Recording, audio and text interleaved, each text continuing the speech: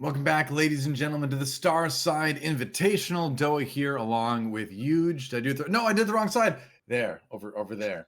I'm not used to this mirrored stuff. You know what I mean? Anyway, a lot of great team fight tactics here happening. We had a great set of 4 games already, going into another great set of 4 games with a different lobby. And looking at this lobby that we're about to see play, Yuuj, who are you most excited about?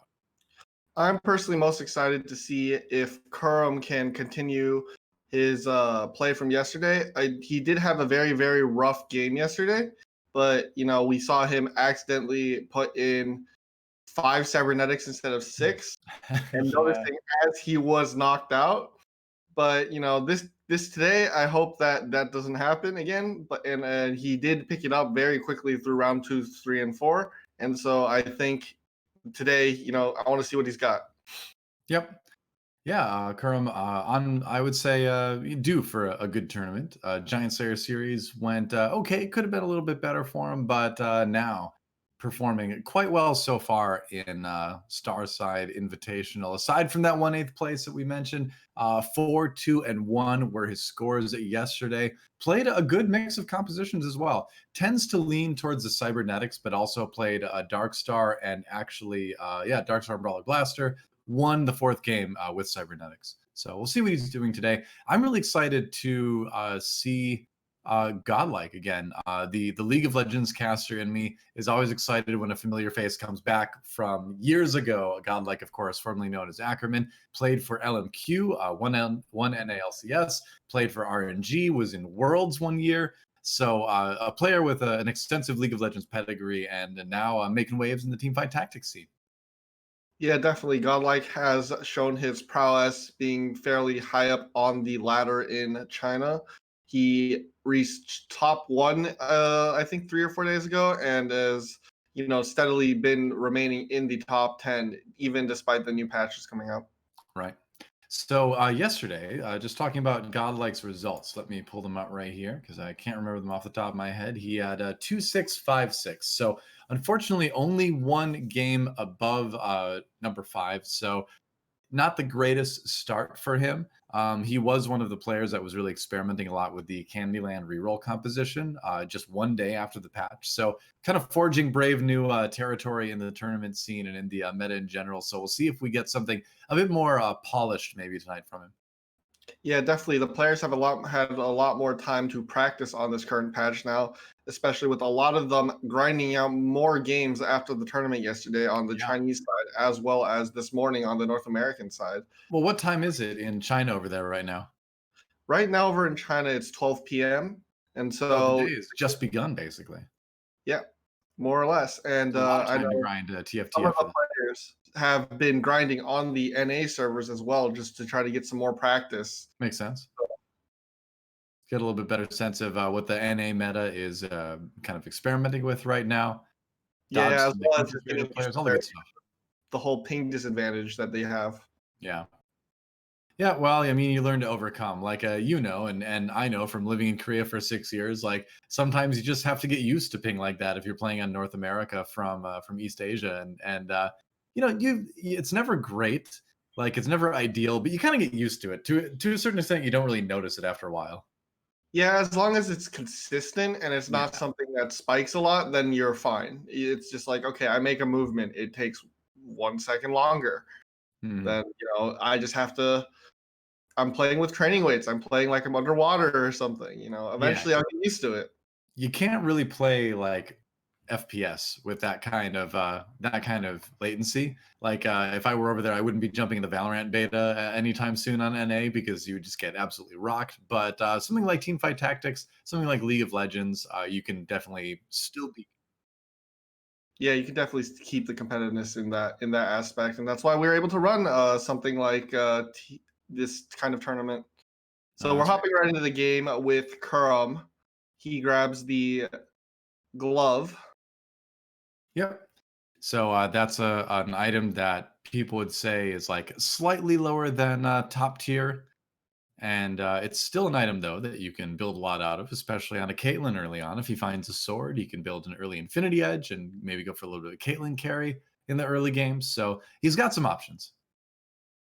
Yeah, definitely. I'm not sure which player wrote that, but one of them, I think it was Soju who wrote Mech at the very start of the event I don't in know, man. I'd be surprised if it was Soju because we've got Kyun in the lobby right now, and he is kind of the other player besides Delicious Milk that has been on the mech train for a long time. But Soju had a rough day yesterday. Maybe he just wants to come in and spam mech. Who knows?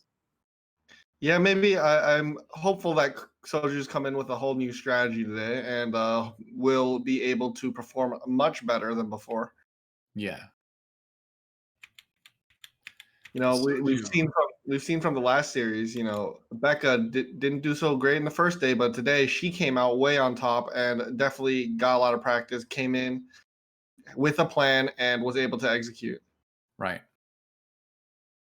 Yeah, Soju had a rough day yesterday, but we'll see. Looks like Kerm getting a little bit of support from somebody there. Some cheerful words to help pump him up. Oh, okay. So, do you build an early thieves gloves? Are you the type of player Yuuj that slams early thieves gloves in games? Well, in this scenario, if I was not going to take and go down the cybernetics or Aurelia build, I might. But if knowing that you do need two gloves to build Aurelia to make the optimal Aurelia items, I would generally hold on to them. Yeah, they used to be a thing, like slamming the thieves gloves early, but nowadays, where the gloves are really valuable in building like a Quicksilver Sash and Infinity Edge. There's a lot of stuff that you want to turn that into now. Yeah, especially with like Trap Claw being one of the key carry items Yeah, as well. It I just admit that I miss it though. I miss having the early thieves gloves because it's just fun to see what you get. Yeah, it's definitely useful. If you plan on playing something like Brawler Blasters, then you don't need the Thieves Gloves. I mean, Right. okay, now you technically do with Aurelia, but you could just slam Thieves Gloves on Aurelia and run Brawler Blasters. I like But this alternative in that he builds an early Trap Claw, which is an item that's going to be useful no matter what build you go. It's a very good generic item. And he can backline that Caitlyn, keep her safe, worry about putting the Shen and the Graves up front, stun a Blitzcrank if he runs into it. So I like that. I don't mind the early Trap Claw. yeah, he could very easily turn that into a Dark Star comp. Like throw those items on Jin. Those items feel very very good on Jin as well. So For sure. it's very flexible. Wow. All right. There's the stun. That's what I'm talking about. This might have actually won him the round. Yeah, Thieves the Trap gloves Claw actually or Trap counters Claw. Fiora. Yeah. Giving him the victory there. The riposte of the riposte, as it were. Not finding that Caitlyn, though. I think he really would have preferred to find a Caitlyn, too. That would have really superpowered his comp early on. Yes, that would have been very useful for sure. Starting off with a normal Galaxy, by the way. We did have 3 out of 4 games in our last set be special Galaxies. 1 Super Dense and 2 Trade Sector.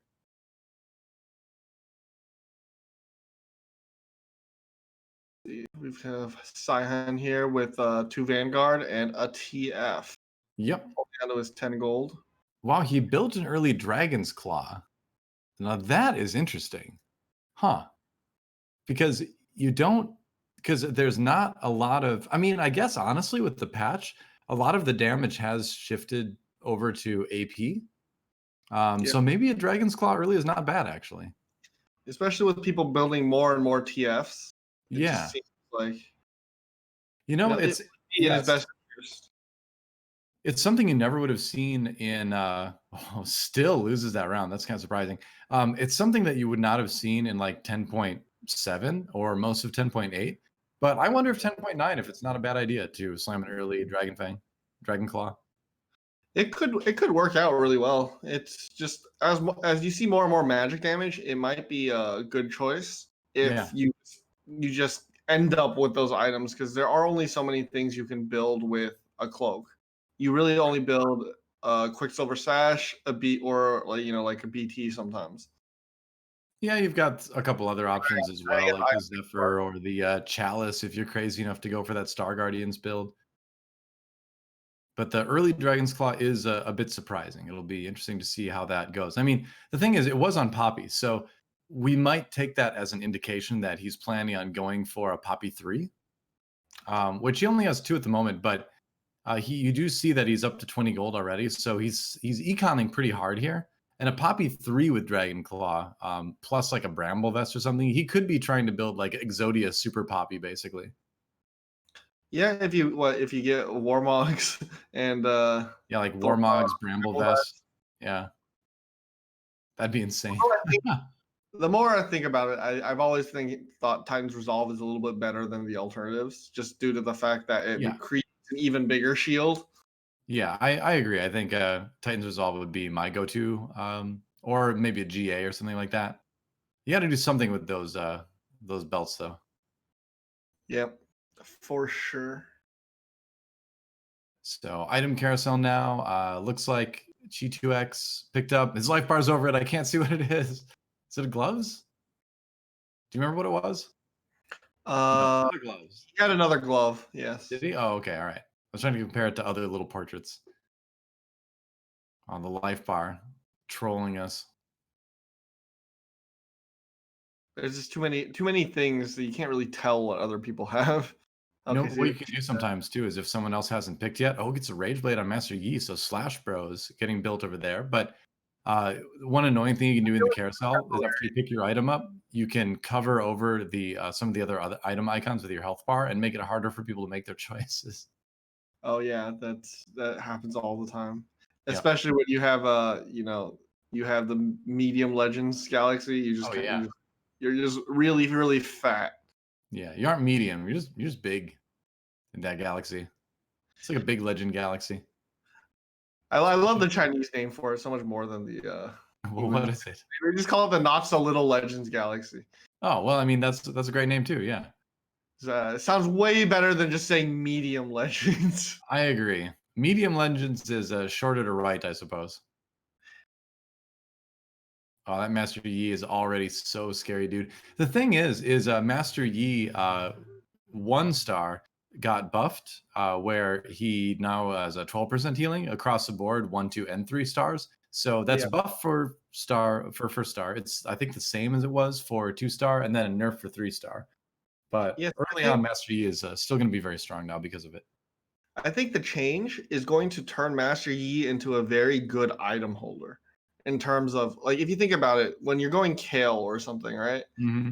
You just throw them on Yi, and a lot of the items work very similarly, and you could Yeah. probably just switch it over after just throwing everything on Yi temporarily.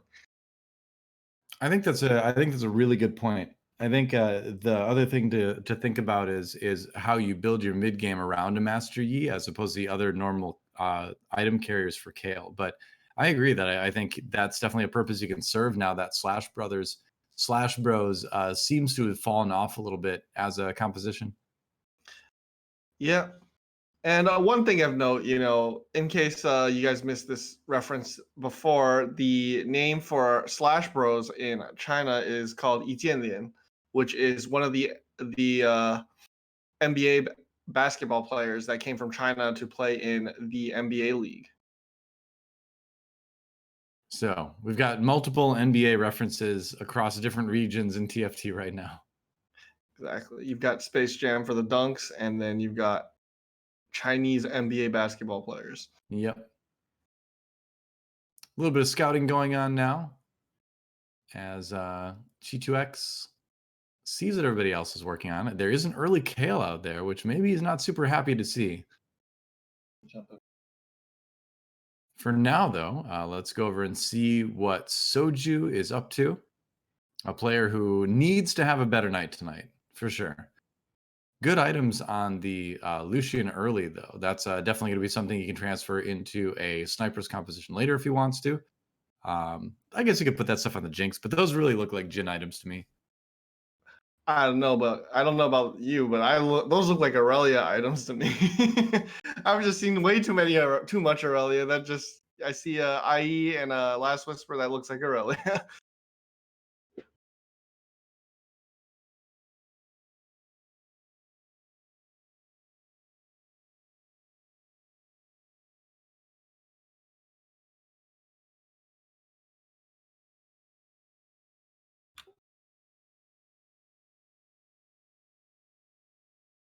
Mm, Early Zeeks for Anya. That's interesting. yeah, I see. He's definitely trying to take advantage. I know Anya tends to like not save items as much, and especially if you're going cybernetics, right? He's gotten the early kale, so he's probably trying to take advantage of just boosting the kale as much as he can and ecoing for late game. Yep, certainly looks that way. So, Soju, will he find that Aurelia though? That's the question. yeah. Looking at Soju though, he does have really good economy right now, and he is very healthy, so he can very easily scale in the late game. Yeah, Chrono Blaster Brawler. He comes across and everyone. Oh, the Bramble Vest on the Poppy. It's Yep, happening. we're going Super for the Poppy is tank being spot. created.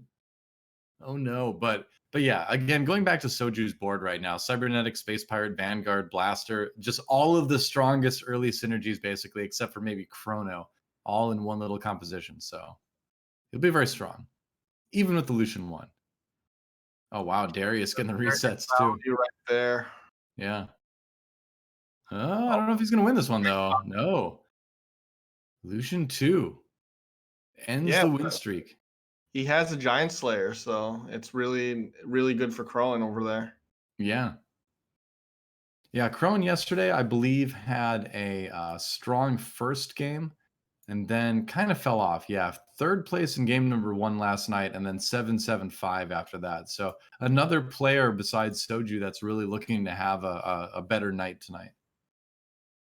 Yeah, definitely. Soju seems like he's fairly well set up to transition in the late game.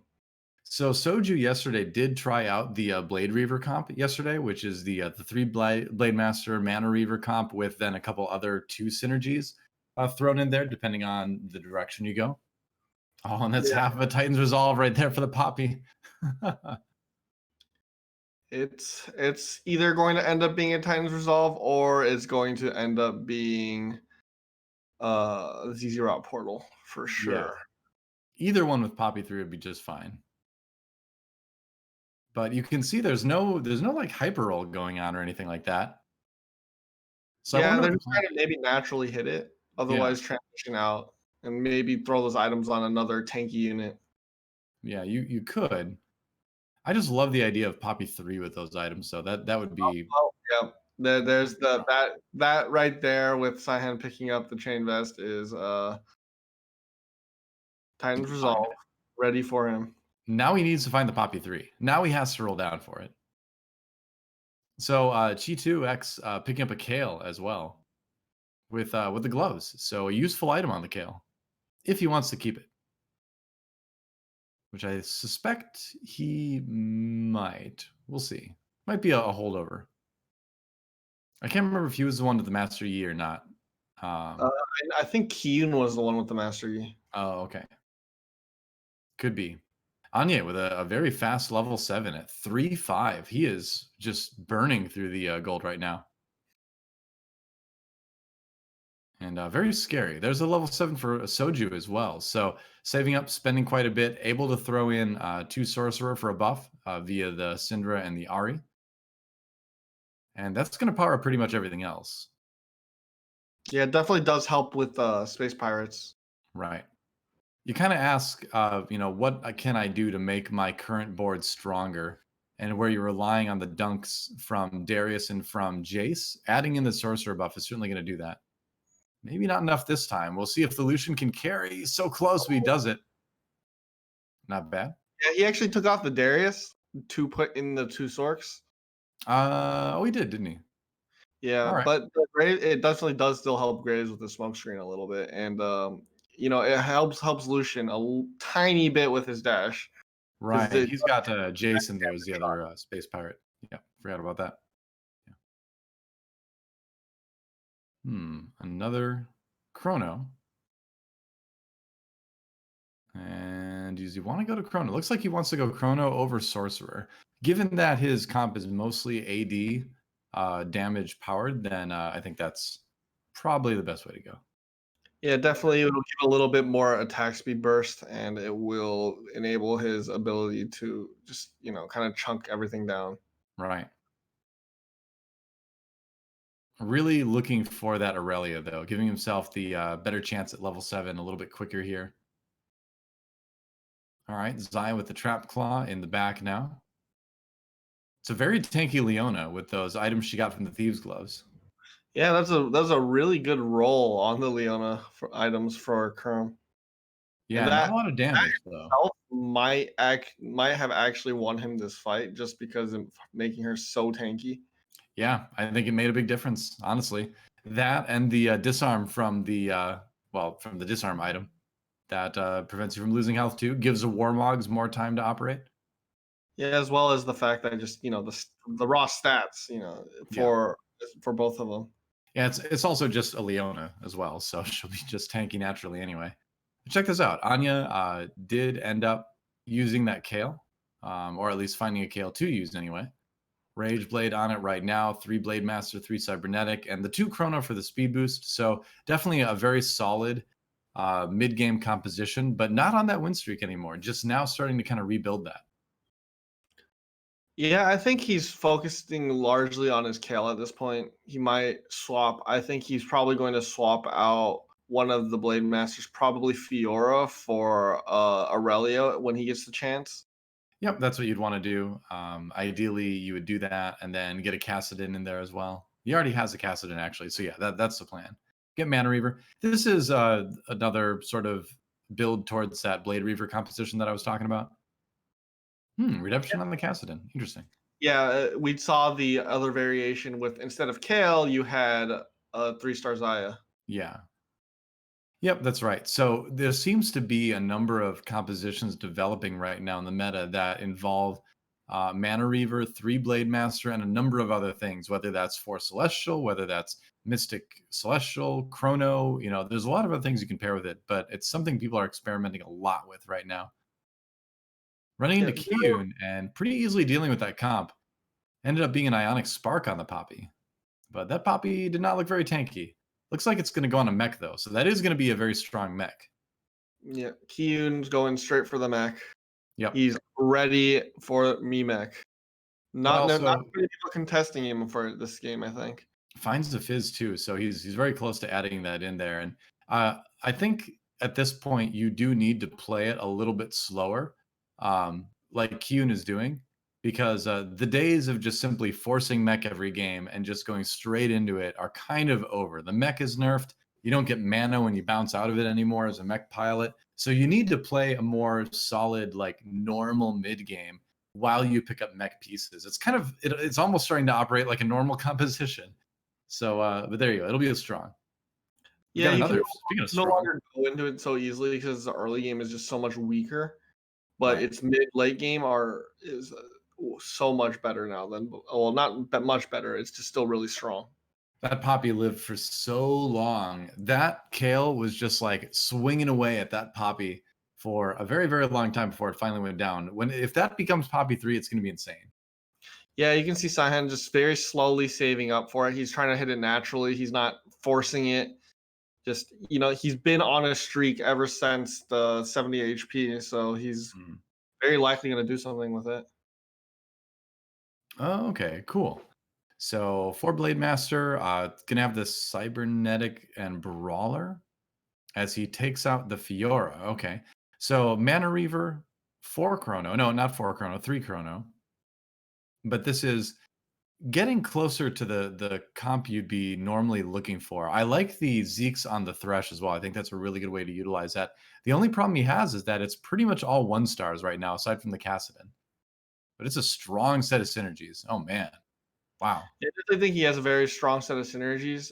I do think I don't know. I'm surprised he didn't put the BF sword on his Aurelia since she will want to use it either way. But Yeah, she would get a cybernetic buff, but I'm not. If he still wins it without it, then it's fine. sure. A lot of good choices on the carousel right now. It's going to be Godlike and G2 with the first picks.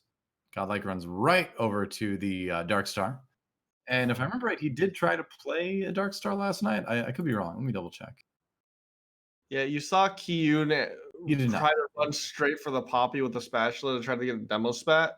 Oh yeah. Unfortunately, Cheeto just like ran all the way around and got it before he did. I think I think it's pretty wise. If you deny the demo spat, then you deny that mech infiltrator player first place, essentially. Let's go check out what Crowan is up to. No stranger to the Giant Slayer casting desk, as it were. Does a lot of their Fight Night broadcasts as a caster. Definitely has some chops there, as well as being a pretty good TFT player. Lucian not moved quite in time, but those are some good Jinx items. So once he finds an MF or like a second Lucian too, I would imagine those items will go over to Jinx. I don't know if it even needs a Lucian too. He might just swap it as soon as he gets a Lucian. Yeah, I'd take anything at this point. Gonna beat Soju anyway. Strong enough to beat Soju. Yeah, I think people have realized that Brawler Blaster is just generally a very consistent comp in performance, and so they've just generally. I know Crowan's clearly picked it up, and he's decided to use a Sona as well. Right. And Crowan also using that Rebel synergy to kind of be filler while he's waiting for the Cho'Gath to pop up, which I think is smart. Well, and he's picked up his Aurelia already, and he's considering putting her in. Or considering maybe putting the Ezreal in and swapping the items over to Jinx. That might be another option. Gonna wait to do it until next round though.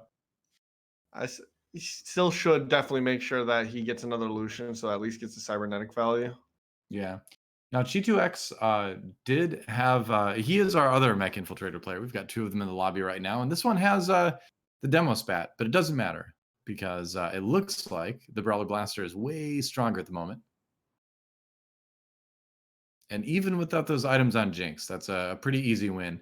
And I think it just shows again, like Mech Infiltrator is definitely weaker this patch than it was in previous patches. Like the little nerfs that came in like 10.8 and 10.8b and all that, those didn't really affect it that much. But now you're starting to see a real effect, a Yeah, real hit.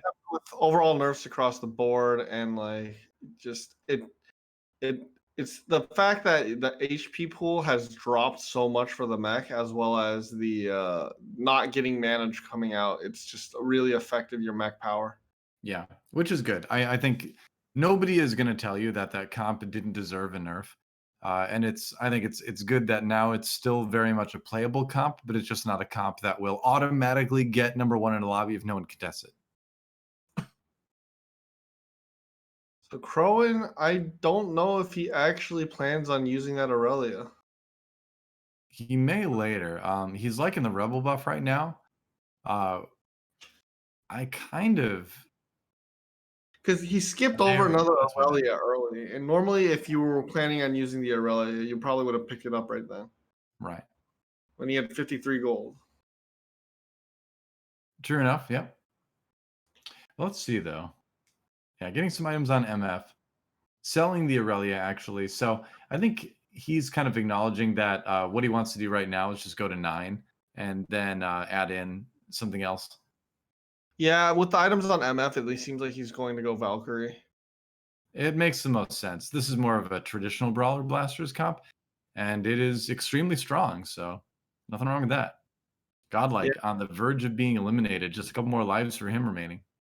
with the consistency of Brawler Blasters, you're more or less going to get to 8, and you need to be to win with this comp. You need to hit 9.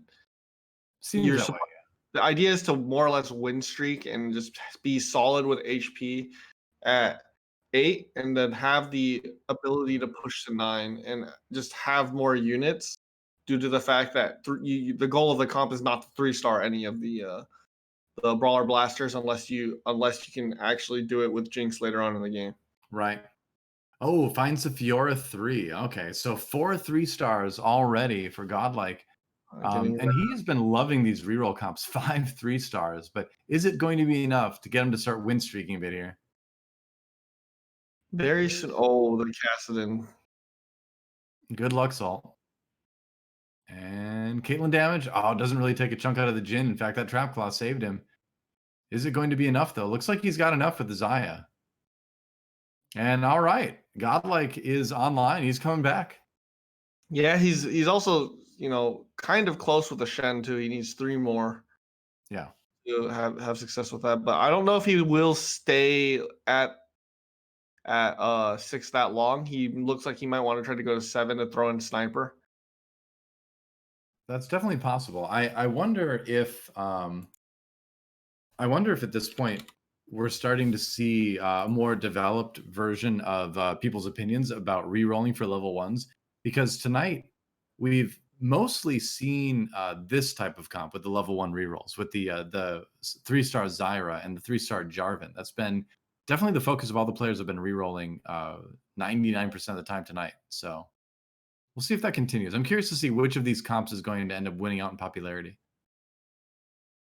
Yeah, I did think Godlike did hit it a little bit late, and so because of how late he hit it, everyone's already scaled up and is able to just kind of steamroll through it. Yeah, you notice other things too, like he doesn't have any AP items on Jarvan or anything like that to power up the Zaya to the point where she can probably take on some of these compositions. So I think you're right, is that he has the stars, he has the units, but he doesn't really have the items right now. He's going towards the Infinity Edge. Yeah, definitely for the Zaya. Sure, yeah. On the other hand, you saw Soju in that last fight had already hit level 9, so he had 3 more. He just had straight up 3 more units than Godlike in that fight, and just ran him over with the Aurelia. Yeah, that is a problem when you're running into comps that are power leveling like that. Like, I don't know, maybe Fast 8 is back, right? Fast 9, Fast 8. That was really popular in set number 2. I played a ton of Fast 8. Just get up there and grab the good stuff, grab the Singe, grab the Master Yi, depending on the comp you're playing. But I wonder if 10.9 in set 3 might simultaneously enable the 1-star rerolling that we're seeing, but also enable the Fast 8, Fast 9 to like really make a comeback through Yeah, I think things, the whole through strong synergies. Fast 8, Fast 9 is really popular right now, especially if because people want a Fast 8, Fast 9 to rush that Aurelia. If you can get Aurelia too before everyone else does with perfect items, that one Aurelia can steamroll everything Yeah, as and long. you can take that sentence that you just said, and you can replace Aurelia with Kale or Jinx as well, and you can find similar results. So there's a couple different options. Yeah, but if you on the other hand, you have these reroll comps. Like look at that. Like just now, you just saw the uh Zaya just steamroll a mech down so fast. Yep, Mech Infiltrator definitely struggling. I think the big part of it was the combination of Infinity Edge and Last Whisper on the Zaya. Last Whisper is an item that people had begun to start to utilize very effectively on the mech, or against the mech rather. Yeah, it was Meanwhile, very important that you pair Last Whisper with IE since you do get a higher crit chance and more damage. So the IE and Last Whisper value doubles on each other. yeah, I'm curious to see now how far Kyun is going to make it as our other mech infiltrator player and the one with seemingly a little bit better version of it this time. But now he's going to face Crowan. Zephyron to Caitlyn is not a huge deal. And oh boy, that Zai's going off. MF ult does not look very good. Crowan's in a bit of trouble here. Yeah, Jinx just gets murdered. And yeah, if that MF ult had been different, it might have things might have been different in the results of that round. But MF just kind of shot the board and didn't really hit anybody. Yeah, ooh, there's another IE. Wow. Probably will end up on that Caitlyn though. There's not much unless he wants to drop it on top of the Fiora. I suppose if Fiora is an option, he's considering both right now. He's kind of looking at the stats. I think it sort of comes down to, in my opinion, who you think is going to live longer in most fights. I personally would put it on Caitlyn because Caitlyn has sniper and so her damage is higher. I agree. That's the direction I would lean to. I think we'll see what choice Godlike decides to make. Getting a little bit of gold there. There's an Ash too. Oh, there's a Jin in the shop as well, but you want to save the Caitlyn for Chrono. Can't get rid of her. But where Yeah, does he put the IE? I feel like he's not going to get the Jin at all since No, Jin not just this game. won't really help him in this case. Ooh, there's a 3-star Shaco over there. That's scary. Like 3-star Shaco is still legit even after the nerfs. Crowan hits his 3-star Jinx for Crowan. Oh boy. That is going to be a very, very strong Brawler Blaster board now. And Yeah, check it out. We Jalen. do have a Sorcerer player. And this is very old school, actually, with Poppy, though. So 6 Sorcerer with a huge Poppy carry.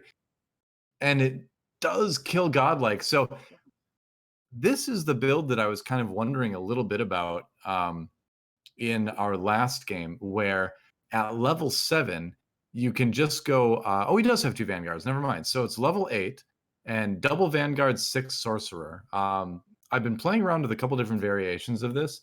I think you do need to kind of high roll a little bit. I think you do need to be uncontested to make this work.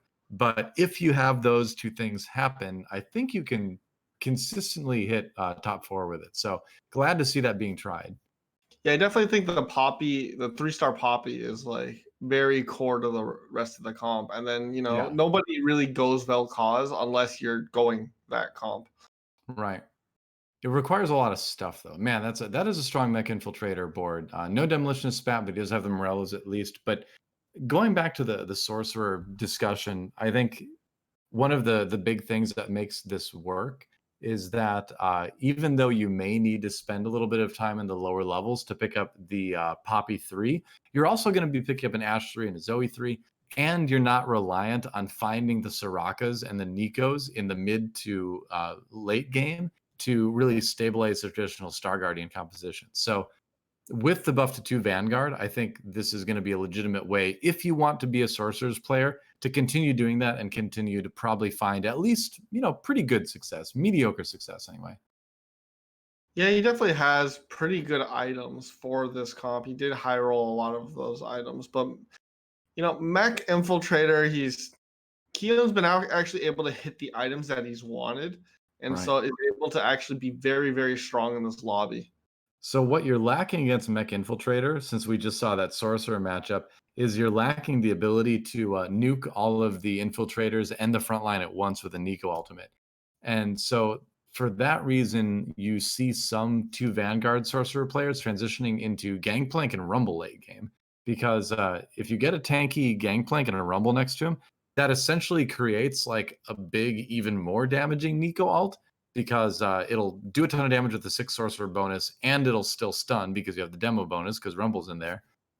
Rumble provides kind of a Morello's kind of effect too with his ultimate. So if you can find the GP in the Rumble, that's a good late game switch to give you a little bit more staying power against something like Mech Infiltrator. So I wonder if we're going to see him try that. Yeah, he swapped out the Ziggs for the Gangplank right there. Right. That Actually, gives him Demolitionist, which is definitely good. GP is always going to be an upgrade from the Ziggs at least. yeah, definitely. If GP can get his ult off, it's super helpful. Right. Well, pretty good at MF ult. Run to the corner. I need to go back. I need to find a way to get that board because I want to be able to run that far away in my games. I actually have that board on my North American server, on the North American server, not on the Chinese server, but on the North American server. Yeah, Anya is out. I wonder if it's possible to still get that. I don't even know. Anya, no. And that I think is It's the end just of Anya. and Crowley left. Yeah. So now let's take a look at what Saihan is working on. I think we're on board with Crowan right now. Yeah. Hard to see for a second there. Crowan looking very strong with that Brawler Blaster build. And Scion with the 6 Sorks. I really love the Thieves Gloves on Ari as well. Uh-oh, Poppy gets Zephyred. Oh, no. The backline, though, he keeps him at bay, actually. That's a big Cho'Gath ult, though, and MF untouched.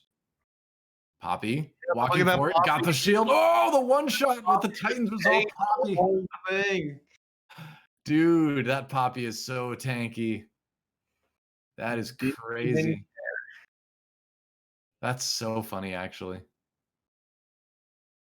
He's looking at it, he's like, what just happened? Well, I'll tell you what happened. Exodia Poppy happened. Crowan even has the 3-star Jinx.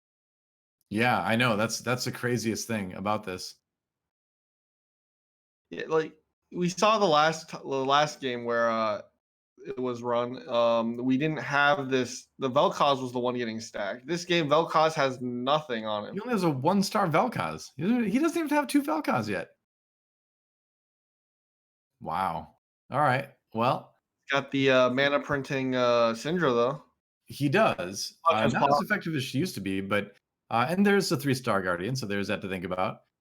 But the big story here is that Poppy with a Titan's Resolve becomes an actual damage threat as well. So you saw him just kind of walking in and finishing off the fight because he's going to have these enormous shields. Sarakatu's a nice pickup as well. But yeah, you do have that damage threat as well. Hextech, okay. Hextech Gunblade is nice on Vel'Koz with the 6 Sorcerer buff because he heals so much during his ult. Let's see how this works though. Zephyr is going to hit the Wukong. It's a good start. Oh, Poppy getting a little bit low, getting sun for a long time. Big Cho'Gath ultimate, and that one looked a little bit less close. Yeah, I Yeah, definitely think the it's game. bad for him to not have the Poppy out. Like Zephyr with the Zephyr on the Poppy, it helped just helped a lot with letting Poppy get stacked up and staying alive for later. I think part of it is that if either one of those tanks that he has gets focused, the front line becomes a lot weaker overall because it's easy to focus down one tank and then focus the other when it lands. The Yeah. damage, again, could definitely be higher with a comp like that. Again, 6-star Guardians, or not 6-star again, 6 Sorcerers did get nerfed in the patch by 5%, I think it was. So it's something people are struggling to kind of make work. But the fact that it got second shows that these builds are still viable. But I think it requires some very special things now, like an insane 3-star Poppy, for instance. Yeah, I still think it's very specific. I know, but in this case though, Crone also was managed to hit the 3-star Jinx, so that also would make a huge difference when it comes to the late game. Yeah, I for think sure. 3-star Jinx generally would beat most comps if you were able to focus down and actually get her going off, since each shot does an extra 700, 800 damage or something. So Right, and with those items too, even with a Poppy 3 with all that tankiness, you're still going to kill it pretty quick. Here's our lobby score thus far. Crone, of course, winning that first game, and so on and so on. Saihan actually getting second with the Sorcerer build. Anye, I forgot what he played, but performing pretty well as well. Kyun manages a top 4 with Mech, but again, we're seeing Mech not be quite as strong overall as it was. yeah, and in the game, Cune and T2X both went Mech Infiltrator, so they Mhm. both were getting contested. Anyways, So we're hopping to this game. We got the super dense galaxy with the Force of Natures, right. So and just like set number 1, normal game followed by super dense game. So does that mean we're up for trade sector next? We'll see. wow, we have the call out for me Mech, and then it says me too. Let's hold hands 7 and 8. Kyun and uh Scion. No, not Scion. It was T2. T2. Yeah. Yeah. I always doubt my pronunciation abilities. So I have to look at my pronunciation guide. All right. So Looks just Anya. very standard around. Let's see what people get. Yep. Pretty standard stuff early on. I'm curious to see if we're going to see someone else go for the Zaya build again. It's been up, it's been down. There's still a lot of experimentation going in terms of what's good in the late game with that.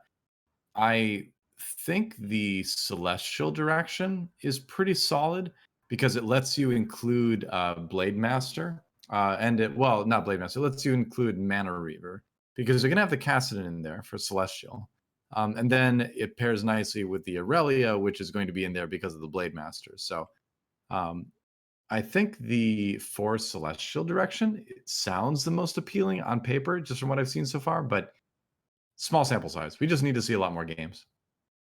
Definitely. The more games we see, the more accurate it will be. Everyone seems to just be focusing on the whole Brawler Blasters. There Oh was yeah. some Aurelia mix-up in there yesterday, but today we're just not seeing those Aurelias thrown in there. Yep. That was some cool experimentation yesterday with the Aurelia as sort of a secondary cleanup carrier. Um, but it's just not necessary, you know? It's sort of a more sort of diluted version of the comp to a certain extent. And so people might just decide, again, after more experimentation, that it's better to just go the traditional Brawler Blaster and rely on that strength. Because remember, Jinx got buffed this patch as well. As crazy as it sounds, Jinx actually did get buffed. And so she's even better than she was. Yeah, I mean overall blasters did get their slight nerf. You can't if you can call going from 6 to 5 a huge nerf at all.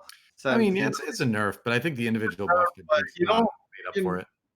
yeah, you really don't need to hit more. The whole purpose of blasters spread like that is just so that you can get units low and Jinx can actually kill them. Right. I Yeah. think the other part of it too is that Jinx being buffed kind of enabled classic Rebels again as well, which is another Jinx carry build. It's kind of a different variation of the Jinx carry. And Aurelion Soul getting buffed also kind of contributed to that. But it also makes, we talked about Aurelia being very contested. I would say Jinx is a close second. Yeah, especially if people are going Rebels. I mean, that was the issue with Brawler Blasters and Rebels. The old issue back then was, always you'd always get super contested on Jinx, so Brawler Blasters was very inconsistent since you needed the Jinx. But once Rebels fell out, Brawler Blasters more stable. Now it's Mhm. coming back the other way. Yep, I would say so. I mean, before, if you asked Jinx what her other synergy was besides blasters, a lot of people wouldn't even be able to tell you because Rebels was just irrelevant for like a long time. But I like that it's an option now. I think one of the things I'm going to do tomorrow is actually just spam a bunch of Rebels games because I haven't played the comp in a long time, and it's getting pretty popular again. I hope it doesn't get too popular. I was not a big fan of the whole Rebels thing because the whole I Rebel battle consists of fast 8, roll down, get all your Rebels, and then start throwing in 5 costs. Yep, which was fun. I enjoyed it. Like that was it was the set 3 good stuff comp back PBE days.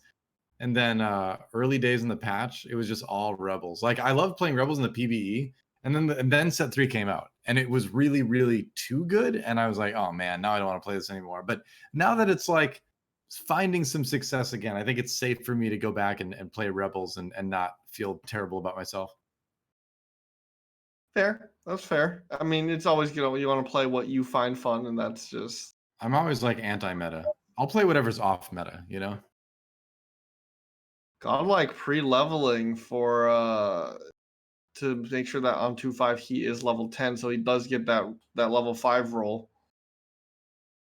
Right. Yeah, you want to get that extra chance at a 3 cost. Or do you get a no, do you get a 4 cost at 5 now? Yes, you do. You Okay, have, they I think changed. it's a 5% chance. Right, something like that. So it gives you a slight chance to get that after carousel, which is why you see people pre-level now at 2-3. Yeah, I played another game the other day where I had like a 12 gold star. So I Wow. just I tried this out. 2-1 I leveled to 5, and Hmm. 2-2 I got a Cho'Gath and I had 2 Nikos and I double Nikoed it, and I had 2-2 I have a 2-star Cho'Gath. So I ended up not something you can count on consistently, I suppose, but sounds like It's a pretty good. scary. I got all the question mark pings. Yep. Why do you have so many? Why do you have so much gold? Why do you have a 2-star unit that's not supposed to be here? Yeah, exactly. All right, let's see. Godlike. It's gotten around. Let's check out what Kurum is up to. Is Godlike is settled on the Cybernetics Vanguard start. Kurum, Blaster Space Pirate. No big surprise there. Something that everybody is playing quite a bit of right now. He did play a Brawler Blaster game in which he took second last night, finding success with Cybernetics as well. So Kurum at the moment gets another belt. All right, so he's got a red buff. So yeah, I would say Brawler Blaster is probably looking pretty good right now. Yeah, I think he's probably trying to consider, having a cybernetics bit in there, if possible. I mean, that's always nice. Since I think nowadays people are trying to. Oh no, he made the red buff. Yeah, of course. Yeah. People I are always mean, trying to flex cybernetics and brawler blasters now, since Aurelia has become, somewhat useful in most games. You usually see Aurelia just popping off. I think red buff is just like way too good to not build right now. Yeah, for I mean, sure. despite losing that round because he's going up against someone with a lot of 2 stars, red buff should generally carry you and at least give you, like an every other round win. Interesting enough, the two mech players are on win streaks. Not sure if they're going mech this game, but they are the two known mech players The of two this lot. mech players from game number 1, anyway. Yeah. A little bit scary to think about, Yeah. and a little bit It'll unlikely that they'd be both competitive if hitting. they both swing towards the mech. Yeah, I mean, no doubt they're probably not playing a lot of mech related stuff right now. Could have just found very strong early game compositions. We did see people play a little bit with like 2 infiltrator starts, which are probably a lot better than they used to be, given that the infiltrator attack speed resets off of every death at every level of the synergy now. But I don't know if it's that good unless you find like some awesome Kaisa items or awesome items for Kha'Zix to carry. Yep. I mean, Kha'Zix is okay, I guess, for just carrying items, but you still need Kha'Zix for your infiltrator comp to work until at least you get um, your Echo. Yeah, exactly. Hmm. All right. So found the chrono. Like it. Now you just need to hope that those Terra Bursters drop like a giant slayer or something like that. He wants a sword and he wants something to go with the sword. Or a defensive item. I'll take that. Master Yi and Nico, 6 gold, not ideal. It's not bad though. Just you get some more gold for eco. Oh no, he finds a rod. That's probably one of the least useful items. You could turn it into a rage blade for Jinx, which is not a terrible item to put on her, but not the kind of item, not the kind of Krugs round you want to see if you're planning on going Brawler Blaster. Yeah, all you can really make with that is just probably going to end up being an Ionic Spark or something. Yep, certainly could be.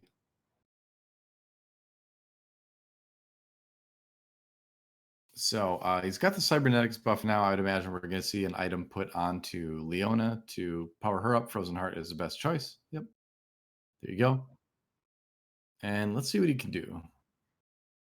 Seems like a strong mid-game composition. Got a couple 2 stars. Yeah, 2 star up against kick in the back another though. Baller Blaster Chrono player. Yep. So hot right now. But his red buff. Oh, look at that. Hand of Justice dropped by Crowan right on Caitlyn during the fight. And that may turn things around. Caitlyn coming in. Oh, takes a big shot, though. Yeah, And Crow's going to lose a round. Crowan losing his win streak. Yeah. Tried to save it with the Hand of Justice. I wonder if he's going to regret that later. Here's Poppy, I too. think he's probably going to sell that Caitlyn anyway, just based on the items on her. So, But I mean, does he want the Hand of Justice late game, is what I'm saying. oh yeah, Usually maybe a less ideal item. he won't necessarily want it. It's okay on certain units, but Yep. It's just rough where he built it for the purpose of winning that round and then didn't win the round. yeah, he's likely just going to throw it on an MF or something late game, get a little bit of mana and potentially a lot more damage on the ult. Yep, it could definitely work. All right, Soju with the early KO. Has some Aurelia items there. Looks like we might be going to a Blade Master comp for him. And TF is so good at just like holding any item, basically. Yeah, it seems like the set one Ari Ari would hold everything, regardless of what comp you were playing. Yeah, pretty much. Oh, Lucian with the red buff, dude. Like, name a more iconic duo. I'm not gonna wait, but it's pretty strong. Yeah, red buff on Lucian is just you have it if you're going either cybernetics or brawler blasters, just throw it on Lucian, even and then you can go one of these two comps.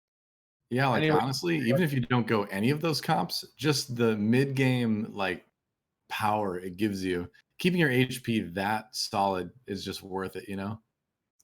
yep. Red Yeah, buff what on to Jinx now for G2. to do? Doing a little bit of scouting. All right. Oh, doesn't have the kill 2 yet, but it might be coming soon. All right. He's just thrown together so many different synergies. Chrono, Brawler, Celestial Protector, Blaster. Yeah, they're all quite good, and they're all quite good at keeping Jinx safe, basically. Yep. I wonder if there's a possibility. I guess he's using his protectors for Celestials, but I wonder if there's a way he can fit Rebel in there, since that'd be a little bit more applicable to the Jinx specifically. I mean, all he has to do is level up one more time, right? Yeah. All right. Well, G2 waiting for his chance to grab something off the carousel. Did we ever find out if Kyun was building mech or not? I can't remember. I have no idea. We have not actually seen his screen. I don't think he's building mech, but I could be very, very wrong. If he's not, that might mean we have 0 mech players in the lobby. Although I thought I just saw somebody holding Kaisas, so we might still. We'll find out soon. This is going to be about the time. Like 4-1 is usually about when those mechs start coming together because you got a better chance of finding the fizz. All right. That Yep. does look kind of like mech, but he just Yeah. hasn't hit those units. Definitely thinking about it though. Pretty powered up Kales, pretty powered up Lucians across the board. We'll see who Godlike ends up playing. Saihan actually Meanwhile, getting a 3-star Poppy over there in the bottom. oh wow. All right, Kyun trying to stay alive. Looks like he is going in a mech infiltrator direction, possibly. Putting together some items for it.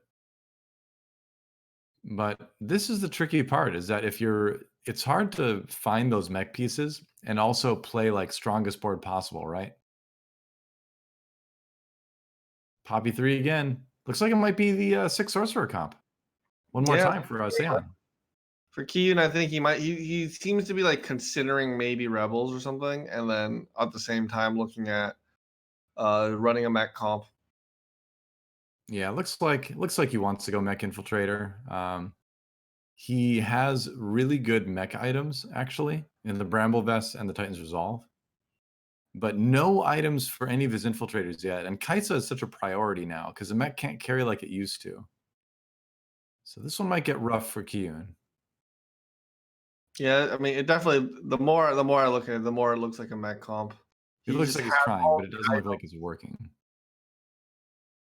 Yeah, no rumbles. He's got to find it fast. So He's more or less set up Kaisa his too. items for mech already. Yeah. I mean, theoretically, these are items that could go into like a 4 Vanguard build or something like that, but you're so committed to your infiltrators that it's tough to swap things over now. It's interesting. He's using brawlers as substitutes for mechs right now. Yeah, why not, man? I mean, it's that tanky front line, right? Front line. The only difference is that those brawlers are not going to be doing the damage that the mech would be, but they are going to be living for a while. Yeah, they are fairly tanky, and he now has a demo spat. Oh wow, that's huge. From no items to Kaisa to the very best Kaisa item there is. There it is. His chat first. They are not wrong. It's possible. Did he even find the fizz? He found the mech. What? All He's right. Well, spamming pivot, pivot, pivot, pivot. destiny has spoken, and it looks like Kyun is destined to be mech. He's ready. His bench was ready. His body is ready. I can't believe he found all that. He found the demo spat and he found the fizz in the same round. That's disgusting. Somebody stop this guy. Oh, Mech already is going to be so strong with the Titan's Resolve. And he absolutely slaughters Kuromex. Yeah, you can see his chat. They're like, "It's a first. It's a Yeah. first." It might be. It might be. If he can get another item for Kaisa, like find a Morello's or something, if you can find a Kaisa 3, getting 3-star mech parts, yeah, it's possible. Demo spat unlocks first place. That's the key. Like if you don't have the demo spat, you're probably not going to get first. You might get top 4, but you're not going to get first, I think, unless you have that demolitionist synergy on the Kaisa. Yeah, I definitely think he's got the right items, and he's just gotta hit the units, and he is good to go. Yeah. He still Fizz. has a substantial amount of health too to work with. I think you roll down for the Rumble too here. Oh, actually, I think you stay at 40. Yeah, I get too excited. I tend to be aggressive with my econ too, so I understand that. It's kind of a roll to, you can roll out of 50 to like 40 or something, but if you roll too far, then it just feels really bad. And then you just lose all your econ, yeah. All right. The only thing is Demolitionist Kaisa is not casting very quickly. So he really needs some mana items for Kaisa. That's going to be the next step. Wants to find some tiers. Because this is working at the moment, but after, like, when round 5 starts, if he doesn't have anything from the Arc Raptors, from the Carousel, it's going to start to get a bit rough. Yeah, definitely. He does need some mana items or a GA for the Kaisa. Yeah, that helps too, but I think the main priority is getting that Kaisa casting ASAP. Oh, finds a Rumble too. There's a Lux too as well. I actually don't mind the Lux too. As far I as think sorcerers go, that's a good one to put in, and the CC is good. Yeah, I don't see why you wouldn't buy that. it's good just because guarantees the cast as well just by having the Lux 2. Was Lux 1 might not cast. And that one Yeah. bit of CC will help you. Oh, absolutely, yeah. Especially across in the corner like that, maybe hitting like a MF on the other side or something, getting lucky. Here's Poppy. Takes like 0 damage from the mech. Oh no, these Yeah, shields. Poppy just doesn't care. Yeah, it doesn't matter. Like eventually, Poppy out tank the mech. oh my gosh, eventually this Poppy's gonna die, right? No, look at those No. items. Dude, this Poppy gonna 1v9? That Zoe is getting untouched now. Throws her Oh shield. my gosh, this Poppy. This Poppy is gonna win the fight 1v9. Zoe helping out too with the CC, but still, that Poppy's crazy. Yeah, Poppy has Also, a Zoe, I think it's like gunblade. a 5-second stun now or something. Is it a stun? I thought it just comes back with a shield. Uh, no. I'm saying the Zoe gets a stun. So Oh Zoe yeah. was back there stunning things for a long time, Oh while Poppy was just gaining shields. yeah. Yeah, that's Exodia Poppy right there again. Like you saw, Dragon's Fang, Bramble Vest, Titan's Resolve is Exodia Poppy. That's where she's gonna be like nearly unkillable in a lot of rounds. Yeah, but it turns out the Brambles vest not that important. She just that one had gunblade instead. Did And it? Oh, okay. Yeah, so Gunblade's okay as well. healing off of the just every time she threw the shield. Yeah, I suppose it's true. I like the Bramble Vest, but the Gunblade is an interesting adaptation on it. Yeah, definitely. I think both would work. Yeah. All right. Anye is running the Blade Master comp. So he's running Blade Reaver. This is what I was talking about, where it's basically 3 Blade Master, 2 Mana Reaver are the core things that I find most important in this composition. And then you've got a bunch of tertiary side buffs like Cybernetic, Celestial, Chrono, Blaster. You've got a lot of 2 synergies, right? And all of that serves to make those Blade Masters stronger. So generally, it's focused around Aurelia, but you do see, like we saw a version of this with the Xayah 3 as well. But I think it's good. I think there's something to be made out of this build. Yeah, I think Anya is just trying like he hasn't gotten the right items for Kale, and he wants to do Kale, but he just hasn't gotten those items. Yeah, Kale and Aurelia should be your carries in this one. Kyun finds a win with the mech. And what's it going to be? 37 gold, you probably just want to save up. 59 HP, you're still feeling fairly comfortable, I suppose, if you're on you. Yeah, definitely. He's just if he can't either puts Valkyrie in and takes Cybernetic out, and he's just really trying to balance what he wants to do here. Yeah, well, that's the fun thing about this comp right now is that it's got a lot of room for interpretation, a lot of room for experimentation. This is certainly one of the most common ways we've seen it. Um, but I'm curious to see what other people are going to develop.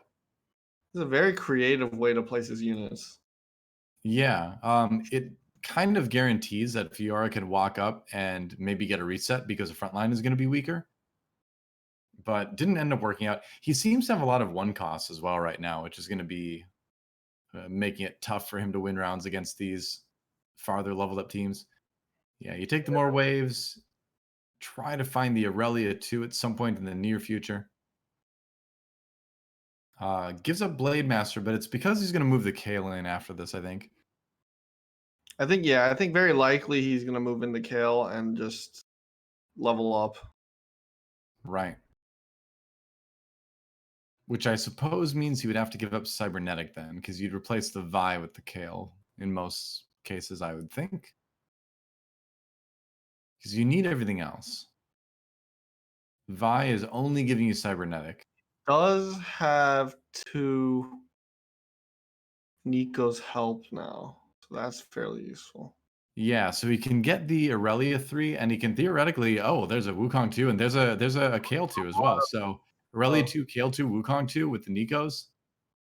I would imagine you Nikos here, do you? It depends on how much you want. Oh, never mind. He doesn't All right, mind. finds it I don't natural. want Okay, to keep that even Lulu. better. All right. And so I think he wants to save the Nikos and maybe make an MF2 if he finds items. I guess we'll see what big items he gets, but I'm wondering what he's going to use those Nikos on. He actually has the perfect items for putting that Kale in that position. So Yeah. Yep, RFC for the extra long attack range and QSS to make sure she doesn't move. You know, I wonder if he's actually going to save for a Kale 3. it could be likely. It would make Anya's comp very, very strong. The chances of getting a Kale 3, though, are very hard due to the fact that it's very contested and you basically have to carry yourself to the end of the lobby. Right. All He right, just cool. he just pushes for the MF2 right now. And it's probably the more immediately beneficial thing to do. I was Definitely the wondering fast. since we, we have seen people get like 3 stars in this game as far as like the Jinx and the Kale and stuff like that goes. And that Kale is very strong in that position, but I think he needs to make sure he starts win streaking again. Oh, that Kale's in trouble. Yep. Here Destroyed, comes and I'm great pretty items Aurelia. win is this round because of it. Yep. Yeah, Well, Soju was able to get an infiltrator Aurelia, so yep. So that's always going to be hitting the back line. Never going to get stuck on a tank. And the Frozen Heart with Ezreal is actually kind of a cool adaptation as well.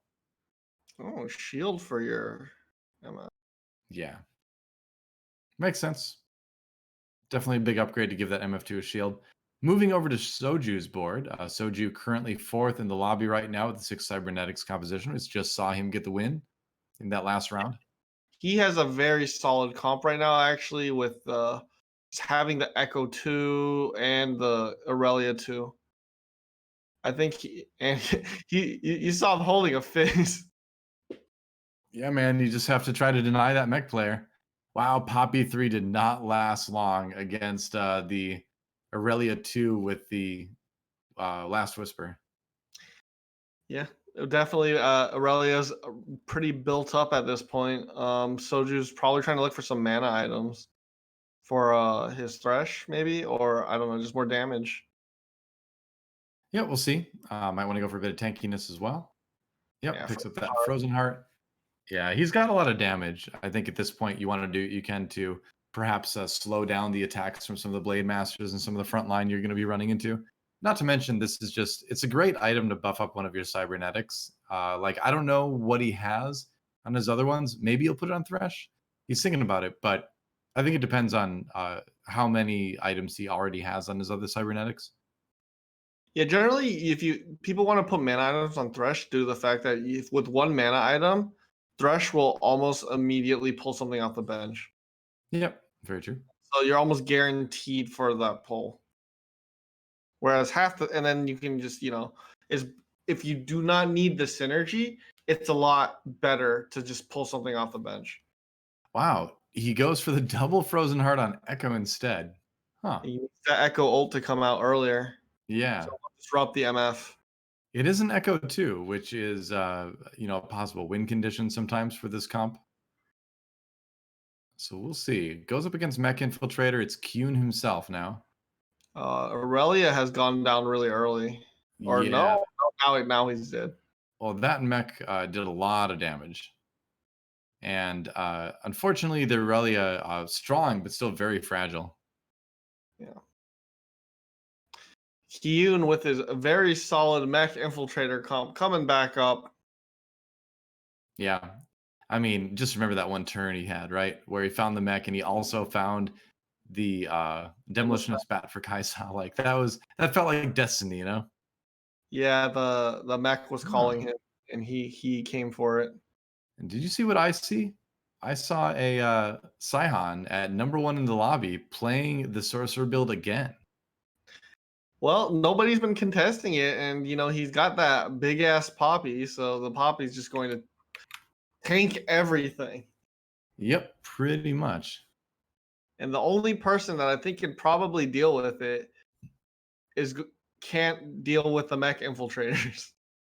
Right. So you have to kind of hope for one of those situations where like rock meets paper and then like paper meets scissors and it works out in your favor, you know? Because Yeah, sometimes you're playing the someone else knocks out the person that beats you. yeah, exactly. Sometimes you're playing TFT and you're like, there's no way I'm beating this guy's board, but somebody else can. And then they hit him and they knock him up for you, and you're like, oh, thanks. I needed that. Where having health is a resource. Yep. You have I the kind of weakest like that. board, but everyone knocks everyone else out for you, and you end up getting top four. Well, he has a Zareth. Yeah, so there's a Seihan with the 6 sorcerer build. And again, this is what I was referencing, where I figured going into this patch, there would be some sort of 6 sorcerer, 2 warden build that would become strong. And maybe Poppy 3 is the way to go. Just really, really Going focus for on Star teleport. Guardian as well. He's got Yeah, a Star Guardian Wukong right here. that's pretty funny. I don't know how good that actually is. Um, but it is something. I feel like if I wanted anyone to be a Star Guardian, it'd be Zareth or Lux, but you'll take it, I guess, for the little bit quicker Wukong ultimate. Yeah, I think the idea is the CC because he's not running Nico, so he wants the CC from Wukong instead. And due to the fact that he's a Vanguard as well, that guarantees that you can keep Wukong on there. Sure. That is a strong mech infiltrator board, though.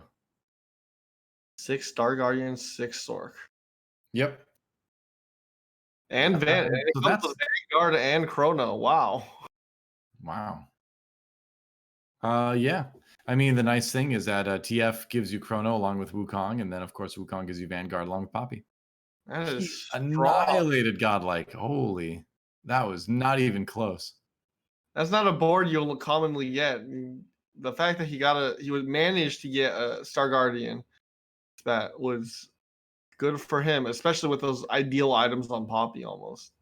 Right. I think in terms of synergies, this is about as perfect as this build gets. And it all relies on the Star Guardian bangle, right? Like that's what really is enabling him to get that extra damage via lots of extra mana from the 6 Star Guardian trait. Normally you just rock without it, right? You just go 6 Sork and you focus on that. But this is just like icing on the cake, man. He is so strong right now. This is definitely the strongest version of the build we have seen yet. Yeah, definitely. During that whole time, G2X actually hit a 3-star Jinx on his board, so I wonder if he'll stay alive from this with his 2 health. Right. Saihan gets taken down by K3 Soju's Aurelia, though. Yep, and I mean that's where you kind of meet your match, right? Where if your tank line does not survive for very long, then your back line is going to be obliterated almost instantly because there's no defenses there. and you don't quite have the stopping power that you did before. Syndra's not going to be one-shotting people. RE3 is not going to be one-shotting people. So you really need your tank line to live. And Last Whisper makes it very, very difficult for Vanguards to stick around. Yeah, now we're gonna see Kyun. While he has a very strong mech as well as Kaisa. Hmm. All right. Pretty awesome items on Kaisa. Actually, he finds the Shaco 3 with lots of really good items as well. This Xerath is insta-gibbed. And yeah, it's not even close. Yeah, the mech is just too strong now. Yeah. It's also the infiltrators as well. Shaco nearly one-shot the Xerath. Yeah, it looks like this is the way this is going. This looks like a mech infiltrator round. Well, we saw the turn, QSS, not bad.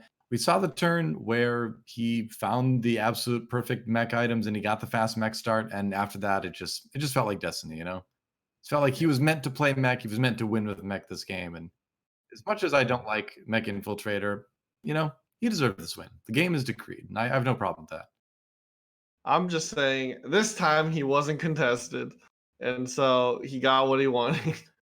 That as well. It was lucky though. He was on a knife's edge on that one round, right? If he wouldn't have gotten the mech, or if he wouldn't have gotten the demolitionist spatula, and if he wouldn't have found the early fizz, like it would be a very different game, and he would not be in first right now. Yeah, that just seems kind of like what you're doing when you're playing mech infiltrators. You're gambling a lot of the time More just and to be more, yeah. this. You're rolling the dice more than you did before, for sure. But hey, it's coming up all sixes for him, and he is Yeah, crushing. with the lack of a Nico in this comp, you also do not have backline CC Yep, for mech exactly. infiltrators. You So know, before Star Guardians would actually be able to stop that because their infiltrators would run right into Nico ultimate and yeah, it I would think start with before Yeah, I think before Mech Infiltrator was actually a good matchup for Star Guardians before all the nerfs came in. Now it's kind of like what I mentioned last game, where when you get into these late game compositions against like Mech Infiltrator, I think it's really worth trying to find a Gangplank and a Rumble. And then as long as you have the GA on Gangplank, that's really the key. If you don't have the GA, but at least tanky items, he can get the ult off. It will do a large amount of damage because of the 6 sorcerer buff, and it will also stun. So he kind of becomes super Nico in a way. In late game, in a situation like this, I think that's very important because if you don't, then you're just gonna have this situation over and over again, where the mech player almost wins, but wait a second, wow, that's crazy. yeah. Somehow the infiltrators died, and if just a couple sorcerers survive, Poppy will be able to burn through everyone. How in the Yeah. world? Saihan threw in a Mystic and cleaned up and basically Poppy became invincible again. Yep, Mystic, and then also he backlined Wukong, and so Wukong was able to CC a lot of those infiltrators as they came in and give the sorcerers time to kill them. Yeah, he definitely changed the setup. And so Xerath is sitting in the back line and ready to do damage. Yep, He basically has the Wukong protecting his Xerath. that's the idea. And he also got a Shojins from the Rift Herald, so there's got to be some use for that. Meanwhile, Protector Plate for Kyun, which is definitely a little bit less than ideal. I think Kiyun's looking to throw in Mystic, possibly. Certainly possible. It would definitely help him against the Sorcerer comp. Nope, just trying to buff up his units as much as possible. Backlines the mech as much as he can. Yeah, so Doesn't they actually pull out the units a little bit more, give them Yeah. the opportunity. All right, here we go. So infiltrators go in there. Where's the Wukong CC? That's what we're really looking for. Wukong gets stunned. Oh boy, Wukong got stunned, but he still got the ult off. Yeah. Yeah, there we go. And Two. so, right. Wow, he's able to keep alive a lot of his units. This has been a very back and forth 1v1, but I think the adaptation to keep Wukong in the back line has really made a big difference for Saihan. Saihan. Yeah, it stops the Shaco from basically wreaking havoc by itself. Right. And if the Xerath gets a cast, then it will basically decimate all the infiltrators almost immediately. Yep. Ionic And Spark and Morellos are the items too. yeah, he's All right. basically got the Wukong on protection duty right there. Yeah. So he tried to jump away from the Wukong. Wukong walks up now. That was an unfortunate placement for the Xerath. They put it in the cleave range, Yeah, and that that might is a actually bit cost rougher. him this fight. I don't know. I mean, Oh, Shaco never goes mind. Ari down. just destroyed half the team by herself.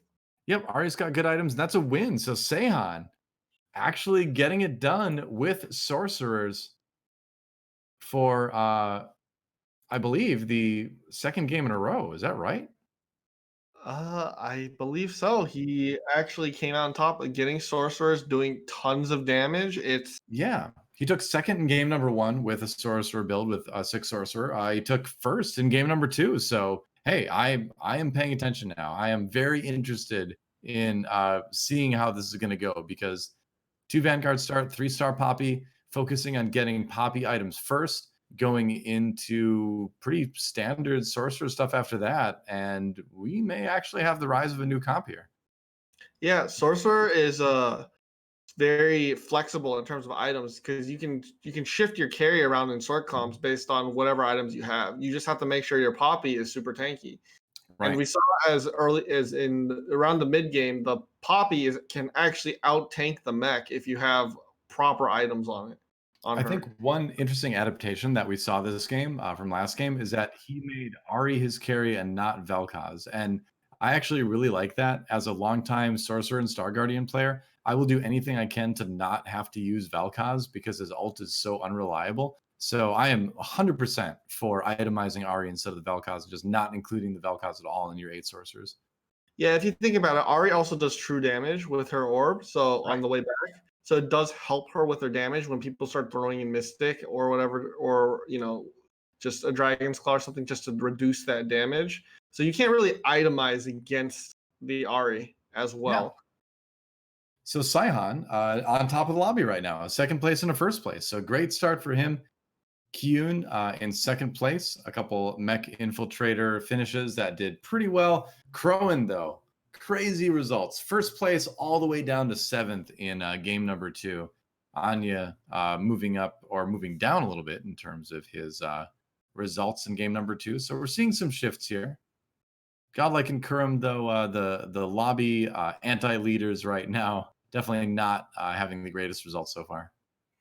Yeah, you saw Crowan go for Brawler Blasters both games. Definitely, I think he was contested a lot more in the second game Mhm. and was unable to, capitalize as well as did the first game. I think the first game he got a really early jinx, and this Right. game wasn't really able to, you know, get that either, and so he fell pretty quickly.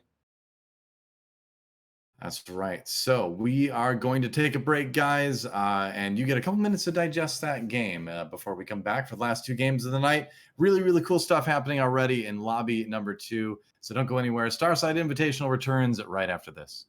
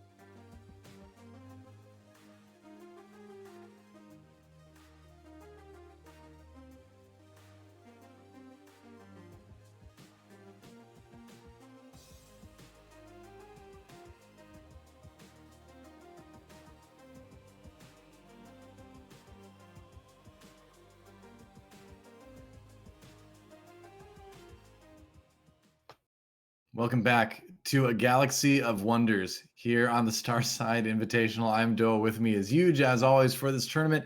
And we are heading into the home stretch, the final two games of the evening. And I got to say, set two tonight has been really, really cool to watch. We have had Seihan up in the top of the rankings so far for the evening, getting high placements, a second and a first, using sorcerer comps, using 2 wardens, 6 sorcerer comps. This is something that I was really predicting would be potentially strong after the patch. We had to wait about a day before people kind of figured it out. I was going for more of like a 4 Vanguard or like a 2 Vanguard 4 Sorc start.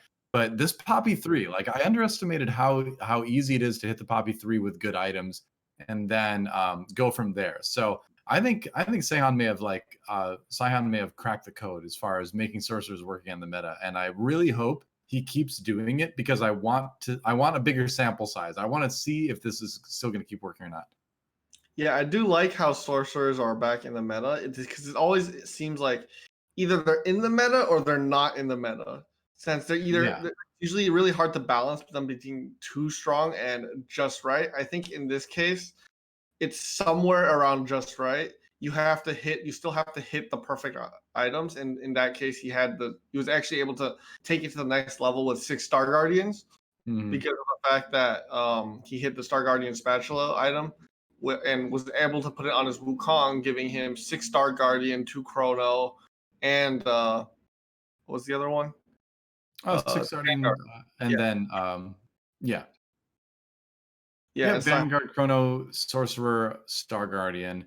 We are going to start off lobby number 3, which is a normal lobby, with Seihan. He's going to grab, what does he grab right away? He's kind of running around a little bit. It's got to be a tier now. And he you'd saw think you'd want to everyone. tier, I mean, you would think you would want to tier start with Sorcerers, but you don't. With this build, you really want to start out with a tanky item for Poppy. Yeah, you saw everyone at the carousel. They were literally all standing in the same spot, going for the chain vest Leona. Of They course. wanted the tank item, they wanted on a cybernetic, and they all just crowded around the same spot. Whereas you Mhm. can see on the other side, I think 1 or 2 players are just like, yeah, I'm not trying. I'm gonna come over here for something else. Yep, exactly. So I hate that actually. Like trying to fight people for the chain vest. I'm not very good at it. Yeah, I'm surprised that a lot of the Chinese players actually want to go try for that, since with the ping disadvantage, That's it's a really very good point, actually. fight. It's very, very hard to fight over the carousel. Although you know the secret to carousel stuff, right? Do you know the secret? I know there's a way you can sneak in and just like be barely inside. No, no, no. That's not what I'm talking. I'm saying like the secret to a faster start is to not like rub against the wall when the carousel wall is about to go down. That actually slows you a little bit. The key is to stay just outside of the wall and then click on the other side of it right as it goes down and time it perfectly so that your character doesn't touch the wall at all. And then you can usually beat people. But obviously lag has a bit of an issue with that, but that's the secret to getting carousel items is to know the wall timing really, really well. I see. Because more or less, usually the way you go to the carousel, you go, okay, what is the first item I want? What is the second item I want? If I Of miss course. the first item, I start running towards the second item without stopping. Mhm. Yep, Usually, that's always a good thing to do too, is have a plan, yeah. And yeah, then just, like, run a path through the items that you're looking for without even seeing if you got the first one or not. yeah. Yeah, I agree, I think that's a good way to do it too. But if you get the timing right, then, you'll always be like, "Hey, I got the first item after all." You see Saihan over here going, hey, look at my mech infiltrator units. Look here. Yeah. I'm ready. Is that what he's gonna build, though? He's only found 1 Poppy so far. You know, I think Kaisa is just a decently strong, super early unit, and he's looking at his items as well because he doesn't have any of the items yet per se to make super poppy. He doesn't have any cloaks. He doesn't have any chain vests. The only thing he really has is part of a Titan's Resolve and part of an Ionic Spark, right? Yeah. So he probably is kind of weighing his options and wondering, hey, is this a game where I maybe don't go for that build? I want to Yeah, see he him try to force it though. considering his options, but he just has a bunch of components for a lot of different items so that he can build down the line. Depending on what he gets down the line, you can adjust fairly easily. I want to see if this build performs with suboptimal poppy items. I doubt that he will go for this build without the right poppy items, because poppy without the right items will just pop. Yeah, you would think so. The 2 Vanguard buff is significant, but we'll see. This is looking more and more like a mech infiltrator game where he uses the vanguards until he gets the mech. Certainly possible, but he knows he's going to be contesting at least one other person in Kyun with that. But I got to say that the Chinese players have not been as afraid to contest mech infiltrator as you've seen a lot of North American players be. Okay, this is a mech game. He just Yep, sold seems that everything. way. He just sold everything. He's playing mech. That is definitely me mech. Went to 10 gold. Gonna get that econ going. Obviously, the goal is to give yourself the best possibility to find the fizz early. But now we have to watch. Now we have to really keep an eye on this and see if he takes too much damage going for this, which is the big threat now that after 10.8, when they change the way that player damage is calculated.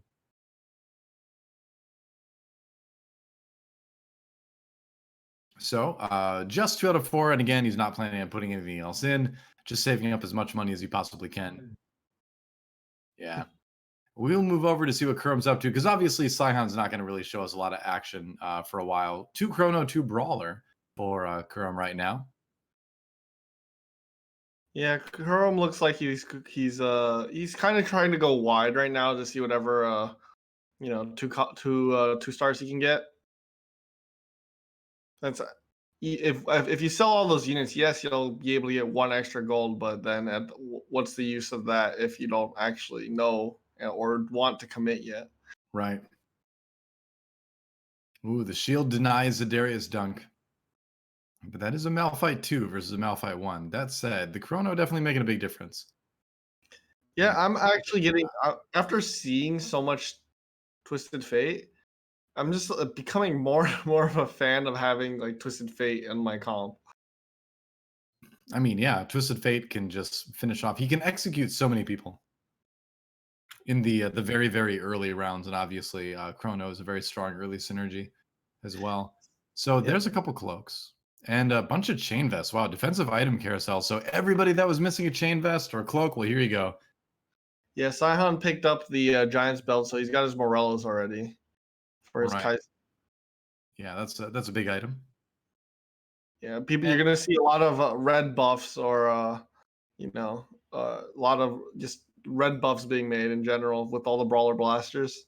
probably. You know, the interesting thing is the priority in terms of mech infiltrator itemization that seems to have moved back towards the infiltrators rather than the mech, right? Yeah, Because for a long time, the mech was really the main carry. The infiltrators gave it attack speed and stunned the back line. Now it seems like Kaisa is going to be your main carry again, and the mech is just kind of there to, yeah, do damage, but also just let the infiltrators do their work. it's more or less the wall.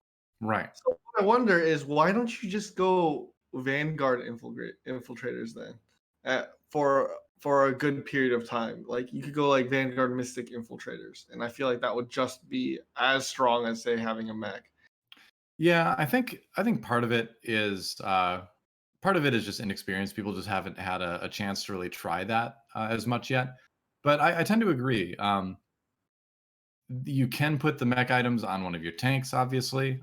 You can even do something like put the Morellos on the Mordekaiser or something like that early on, and then move it to the Kaisa later. So I think there is some room for experimentation there for sure. Yeah, Some ways definitely. to make the mech transition safer. Yeah, I think you could try the Vanguard infiltrator as a transition because you're rolling down at 6, right? Until you find the fizz. I think the problem is that it's going to start that opening is going to start to lose to all of the other Vanguard starts because they're going to have Vanguards, but they're also going to have carries that are going to be doing more damage from range. So they're going to have snipers, they're going to have blasters, they're going to have Zaya. So I think when it comes to how the damage dealers do their damage, infiltrators is pretty much just inferior to everything else early game. Possibly. That's probably why we don't see it as much. Definitely room for experimentation, but you see Kurum, he has a fairly strong. He's got Chrono and Sniper actually, and then just a couple tanky frontline Mhm. units.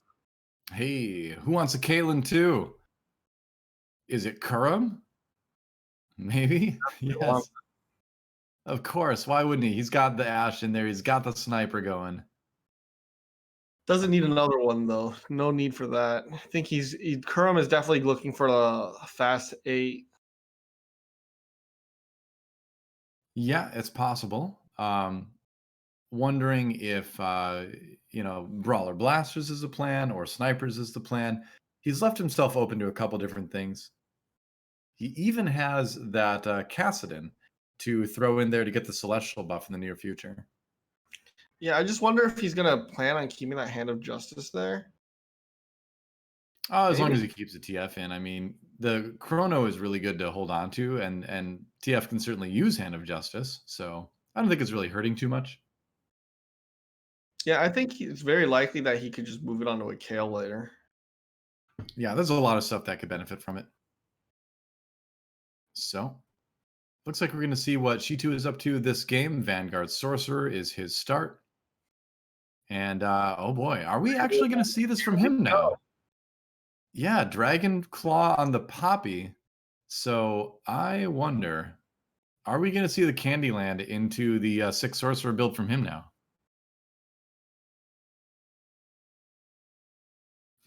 Because the thing is the GA isn't really super tempting because if Poppy dies and comes back, she'll probably just die again immediately to whatever's killing her. So the idea is just to get her to live longer the first time. Looks like it's going to be, yeah, the emphasis on the Zoe 3. So I really am excited to see what he builds out of this. Yeah, he's definitely going to the Stork variation from just what he's been picking up. Yeah. Caitlyn 3 is definitely not a bad thing to have in there as well. It gives you more ways to pivot, and it also gives you just a really, really strong sort of chrono backbone to your mid game. Your early slash mid game. So He's definitely not even looking at the Leona. yeah, I think a Leona 2 is probably enough because you're going to be replacing the Leona with stronger vanguards as time goes on, like a Mordekaiser or a Jace, and then eventually, of course, a Wukong. So Poppy is definitely the focus. Ended up selling both of those Caitlins. Yeah, that was kind of like a secondary thing where I think it's like, well, if I hit it, then I just like, maybe I take out like I take out the Ari and then I have Chrono and Sorcerer, but if I don't, it's not a big deal. Yep. And also, lower the pool a little. That too, for sure. All right, so now running into a little bit of Darius action here. Yeah, Oh that wow, that's Darius. a really early Jin. Look at that. Yeah, I'm not sure if he plans on probably does not plan on keeping that Darius very long. Yeah, With the the Darius, back he has, it just doesn't quite fit with Darius. such a strong start too. To have 3 Star Guardian, 2 Vanguard, 2 Sorcerer, or 3 Sorcerer in this case, but only effectively 2 Sorcerer. While you look for the poppies, like this is a and look, there's not even any sort of mage items or anything like that on any of your sorcerers. He's only got the one tanky item on the poppy right now. So I'm really impressed actually by the resilience that this is showing, and it is contested. But again, you're talking about early one costs, so you're not going to be all that contested early on, at least. And if you get a big advantage, you might have other people pivot away from it. And even late game, like you don't really need the 3-star sorcerers, the 3-star 3-cost sorcerers, that is. So I think this might be a build too where it can support multiple people playing it in the lobby. Yeah, definitely because if it's a multiple one cost, it's a lot like the I think it was a Void Assassin comp back in the early sets. Right. Um, it's just the fact that Poppy is it coming for you. one cost, you just have more people with the ability to hit 3-star one costs. Yeah. Yep. Plenty of one cost units to go around. That EMP from Ezreal actually saved that round too. because Yeah. Poppy wasn't able to get the shield out. All right, so now we move into a normal carousel again. So we'll see what Shitu goes for. And he decided to grab the rod. Is that right? Yeah. Yes. All right. So Shitu with the rod pickup. Looks like he can turn that into a ionic spark, which is probably going to be the next item that he goes for. There's a chance they might not. All right. We will see. Wow. Free Syndra too. You know, it's not Syndra is definitely one of the. Oh, okay. We swapped to Crone now. I was still excited about sorcerers, and I was about to say that Syndra is not as appealing as a sorcerer in that new comp, but still, Free Syndra 2 is cool. Not for Crone though. He's going Brawler Blaster. Third game of Brawler Blaster. It works well for him. It works. You just need to be able to transition your streak into a late game. Yeah. Yeah, for sure. But this is a great comp to do that streaking with. Yeah, he does have. Crowan's largely committed to making sure that he has a win streak. He's built the Sunfire. I mean, not Sunfire, the red buff, and the Zephyr. Yep. And he has not lost a round yet, so he's had a pretty good start. Going up to infiltrators without losing any rounds feels pretty good. But man, okay, wow, he's switching over to the brawlers. Yeah, he's going for it, man. Yeah, Kerm also over here. Going kind of chrono combo. Yep, still seems pretty strong.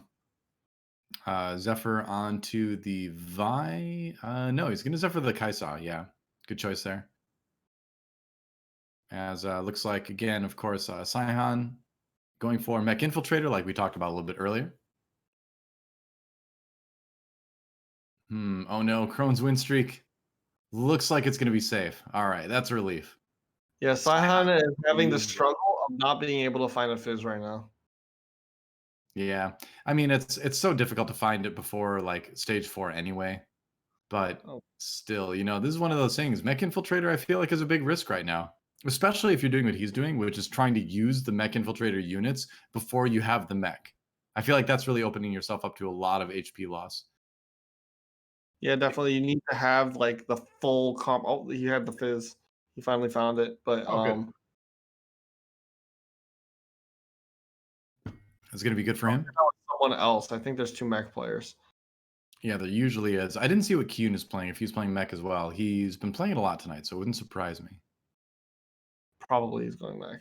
Yeah, so Crone finds an Ionic Spark if that's what he wants. Couple different options here. I wonder if you swap the Vi out and move the Trap Claw onto the Jinx at some point in the future. Very likely that he wants to do that. He's just leaving it there for now since he does need the brawler. Right. Going for a little bit of a Rebel adaptation for the moment. Doesn't really matter what the Rebel is. Sona's probably ideal. But Yasuo is at least going to do a little bit of damage for your team. But the main thing is the buff to the Jinx. It's all about the Jinx carry right now. Definitely. All right. QSS prevents TF from getting pulled, but here comes Vi. Wow. Really tossed Caitlyn way up there. She took a long time to come down. That Jinx, though, getting blinded is going to be a problem. Maybe not. Oh, TF. I think TF's a little bit too strong, although that EMP. Oh, Close. TF. It was close, but the blind on the Jinx is really what sealed the deal there for Crone to take his first loss in the game. Yeah, but Kerm keeps his streak, so they're both fighting for it. Yep, I think Kerm lost one of the rounds early, and he's just been able to streak ever since. Yeah. And Sure there's he'd love to pick up that Thresh, but it's just not in the cards. On board with Godlike now, who looks like he's going to go for the Vanguard build. Vanguard Sorcerers. The Poppy items are interesting. They don't make Poppy like directly tanky. The death cap is going to make the shield bigger, I guess. But I don't know. If I had these items, I would be very worried that I am forcing this comp a bit too hard. Yeah, it seems a little bit more forced. Yeah. But Cheeto also has better items, but he hasn't been able to like really solidify anything. Uh-huh. I think both of them are basically cannibalizing each other's comps right now by going the same thing. I think it's very likely. Making it harder to hit the 3 stars. Yeah, hurting each other on the carousel probably. That early Wukong though is really nice. Not going to be enough, but Poppy just needs to turn around and hit that Yasuo once, but it's not going to happen. Yeah. I know Saihan probably just decided to take that risk with Mech this game after those two good performances, trying Yeah. to stop Yoon from catching up to with him in this lobby. I think the other thing that Godlike needs to consider right now as well, he's getting frustrated with the roll down. Finally finds the Zoe 3. That's something at least, but uh this comp really won't stabilize until he gets 4 sorcerer. There's a big difference between 3 sorcerer and 4 sorcerer in terms of overall team strength. And if you don't have strong items on the vanguards, I think you really need the sorcerer damage. So he's probably going to keep losing for a while. Well, Saihan finally got his Mech, but I Yeah. don't think it's going to do anything here because, well, No, he's maybe probably going to win this round. He we'll still win this. has the Morellos on Kai'Sa, which is pretty strong, and that Poppy may be slightly tanky, but it's not going to have the damage because it doesn't have a Titan's Resolve. So, yeah, it's going to be godlike. Losing another round, that's rough.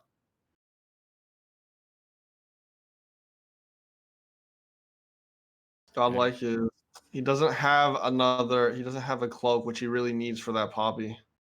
Yeah.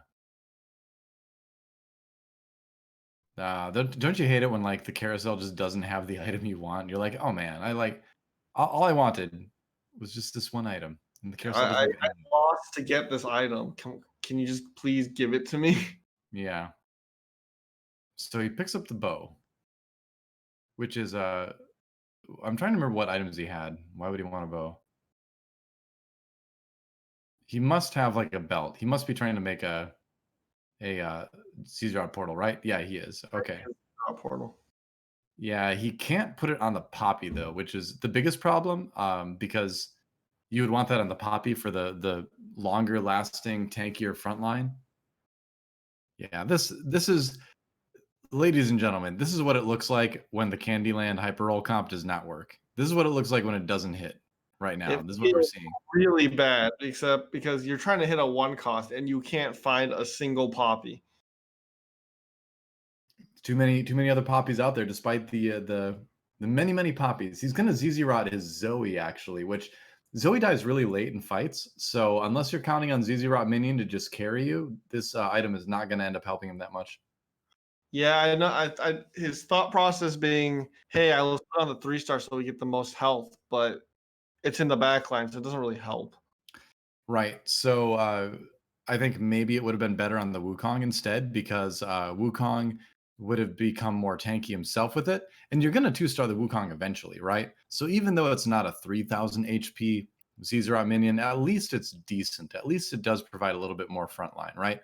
So I think maybe a little bit more forethought into what the possible results in the late game are important. That said, he's got 15 HP. He's basically out of the game right now anyway. So I guess the appeal of a 3000 another 3000 HP body is nice. He does find the TF3, but again, like this is what happens when you really force a comp and it doesn't work at all because he doesn't have the items for the Poppy. He didn't get the Poppy 3. Yeah, so he realized his mistake from the last when he puts the Zoe up in the front. Which doesn't Zoe necessarily. Oh, and there's the Poppy with the items he wants. Oh, it feels bad, man. runs into his mirror. Yep, and he runs into the Poppy with like better items, basically. Yeah. But Poppy goes down. Will the ZZ Rot win? Well, it's ZZ running Rot. into another ZZ minion. ZZ Mortal Kombat. Zoe needs to leave him alone. Zoe says no. I'm gonna help my little minion over here. Running their heads into each other. Oh, ZZ minion's coming. He's coming for you. Zoe's a little too strong. Yeah. At least Godlike didn't lose a lot of HP. He makes it to Arc Raptors, but it's not looking good. Definitely not looking good for me at all. Yeah, I'm curious what Crone is actually up to. He's on a win streak again. Finds that Jinx too. Could just Yeah, be it's Brawler Blast. definitely the Yeah. Jinx is going to help him a lot on that Yeah. end. Let's see if Crone can keep the momentum going. So he's really looking for something like a Giant Slayer for the Jinx right now. And our Static Shiv. I guess that'd Zero. be yeah, I mean Zzrot is I think with the brawlers, generally you're gonna have enough tankiness, but I'm looking at that tier and that bow and I'm like, hey, or redemption. I'm looking at misfortune items right now, you know? I think Redemption would be a really good item to have in this comp. Yeah. It'd be great on MF actually, because she'd cast her ult faster, and she would probably die at around the time your Jinx is gonna need a little bit of an HP boost to finish off a fight.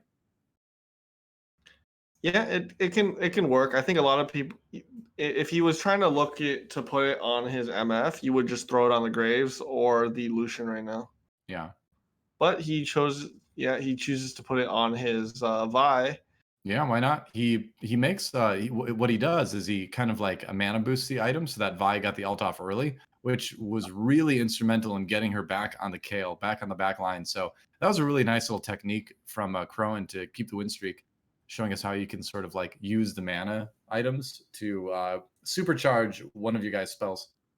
Yeah, so the way it works is when you put the item on, the first so it gives him mana, and then when you put when he upgrades to another item, it gives it the mana again for Mhm. the upgraded item, and that's how Right. you get your mana boost.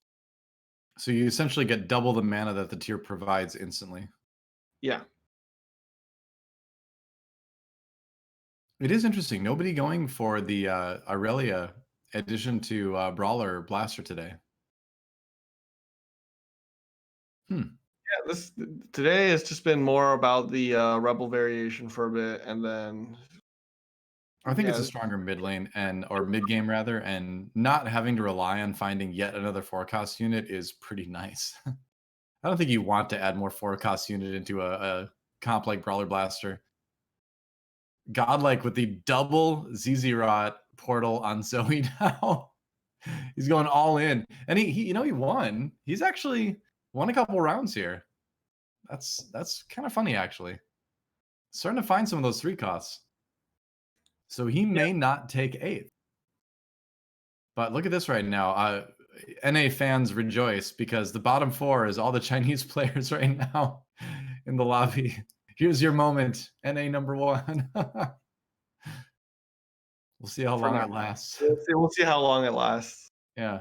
Definitely, some of them will be hitting their power spikes. Yeah, for sure. Saihan trying to make the mech work. Kaisa items could be better. Kaisa is dead. And yeah, Jinx is just going to tear through all this stuff. I think. Gets Jinx is stunned. crying. Jinx Slowed down by the frozen heart. Stun? No. Oh, and it's a slow motion death for Saihan as well. Not God, getting the mech infiltrator to work. Godlike went down as well. So now we Yeah. have There's only T2X. so far a double Z0 portal Zoe 3 can take you. Yeah, they're both down on 1 life. All right, so 6 remain in our second to last lobby of the night. And what's going to be? You know, the funny thing is, I feel like in a lot of other lobbies we've seen tonight, that celestial orb would be a pretty high priority item, but not in this lobby. Yeah, most people haven't really been running any Celestial in their comps. Like Yeah, before, people would in the your Space Jam comp, your just other like I think the other comp where you have Xayah, which yeah. we haven't actually seen too much in this lobby, was much more popular. Well, the funny thing is, in the last couple of games, we really have seen a departure from the hyper roll comps, right? Aside from Godlike playing Candyland, we haven't really seen the Space Jam or the Xayah comp. I don't think anyone's played the Xayah comp in this set yet. I think that has more to do with the fact that it's trade sector as well. Could be. I mean, the Zaya comp, we saw it a lot of times even outside of trade sector. It's certainly better in trade sector for sure. But I'm a little bit surprised that nobody at all is trying it. Yeah. Crowan looks like he's in very good position to just push his way to 9 Yeah, he's without got a huge lead right now.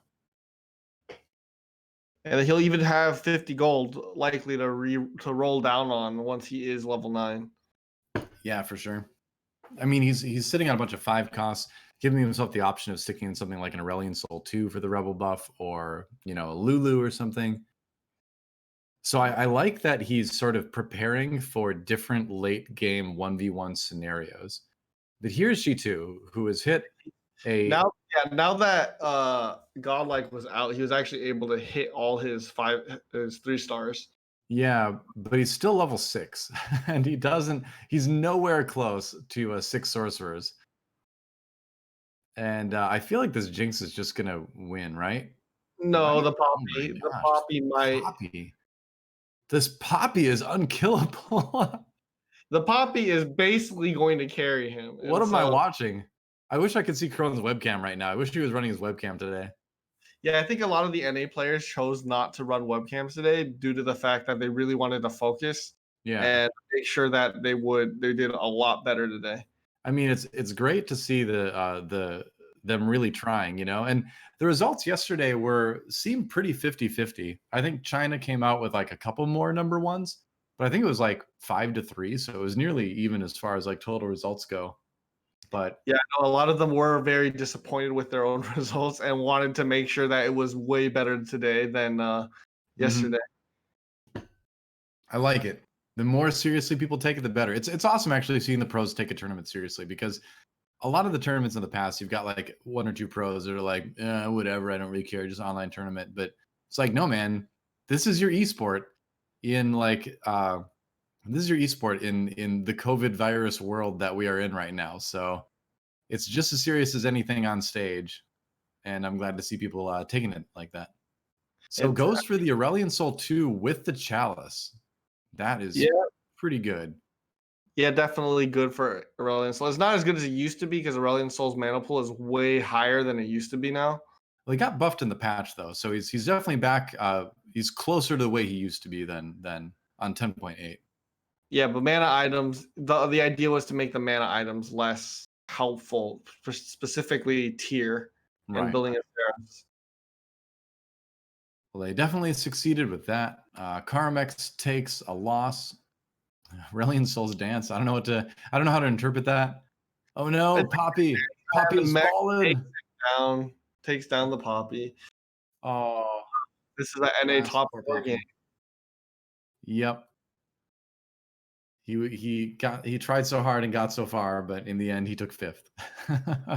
And yesterday we did not get a NA bottom 4 game at all. They had very luckily Milk able to sneak his way into 4th place.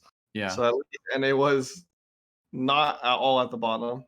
Yep. Well, NA looking like they're taking the top 4 in this game at least. Yeah, Soju running a Darkstar comp as well as Kurum.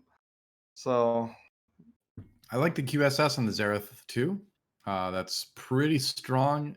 That said, you still got to get back there and deal with the blasters. And MF not dealt with. Soju takes a big hit. yeah, you have the Aurelion Soul just showing off his dance. I think we're headed for a Mech Infiltrator versus Brawler Blaster 1v1 here. That's what it certainly seems like. Very likely. The Dark Stars are strong, but they aren't strong enough. I think Dark Stars aren't very, unless you're able to really get perfect items and get to level 9. I don't think they're much of a match for Rebels due to the fact that Rebels just have this giant shield, Yeah. and Dark Stars need their units to die before actually doing damage. Right. And they also need their units in the back to be one-shotting people. So Darkstar v Darkstar. It is significant, I think, that 2 players went Darkstar and they both made it into the top 4. I think you can definitely say that Darkstar is still a good comp in the meta. It's just not as broken as it was, right? Because Darkstar for a while, like Solus just wrecking people with Darkstars on the NA ladder, right? Left and right. So it's still good. It's just not completely overpowered. Yeah, I think it's more of a top 4 comp now, guaranteed. Yeah, if you hit what you need to hit, which in a lot of cases is just a bunch of 2 stars, you can do well, and it's okay if it's contested. And Kurum going for the infiltrator spat right in front of Kyun. Mm-hmm. Not sure if it's trying to stop Kyun or at the same time just, trying to make sure that he can buff his own units. Going for the 3-star Cho'Gath over here. 3-star Cho'Gath is pretty strong. There he is. Oh my gosh, he found it. Now, I used to play Brawler Void a lot, and 3-star Cho'Gath would delete entire teams. It was not going to quite do that this time, but it's still going to do an enormous amount of damage.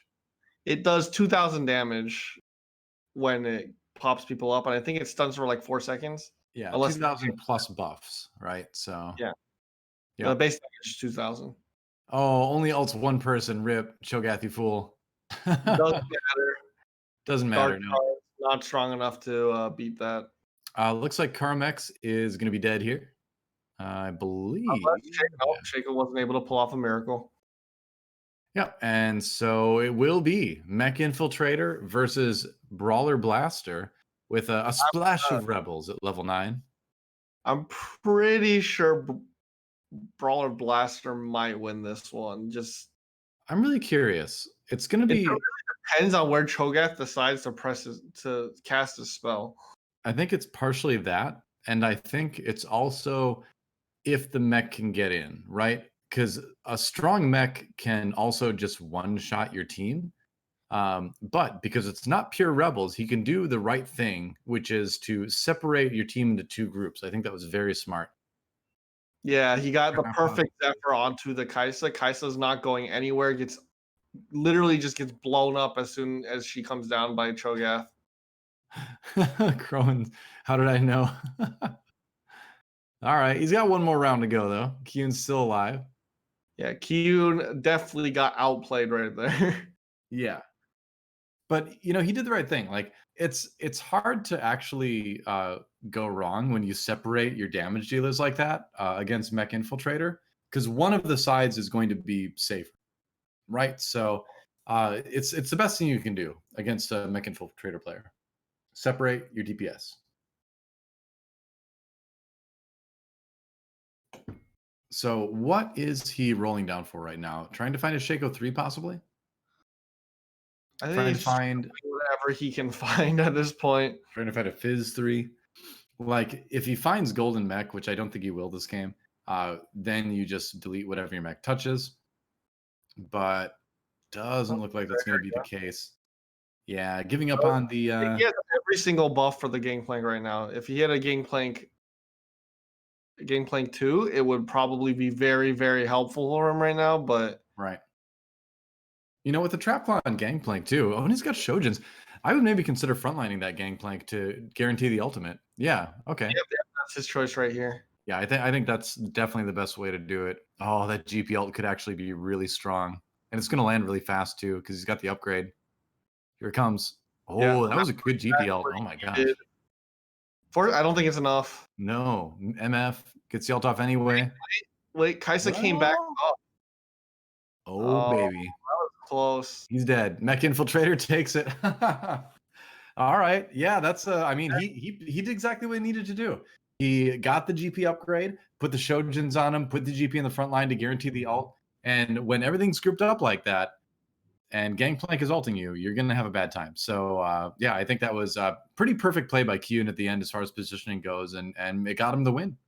Yeah, he got as close as possible. I think the only thing that missed was his Kaisa. I think was it Kaisa that still got Zephyred? I think she still got Zephyred. Yeah. And that was just probably the only thing that could have had gone wrong. But it's very hard when you have to do everything within like 1 second. Well, the funny thing is, it actually worked out really well for him that the Kaisa got Zephyred in that game because GP ulted, then Kaisa right on cue jumped in and finished everybody off with her ultimate basically.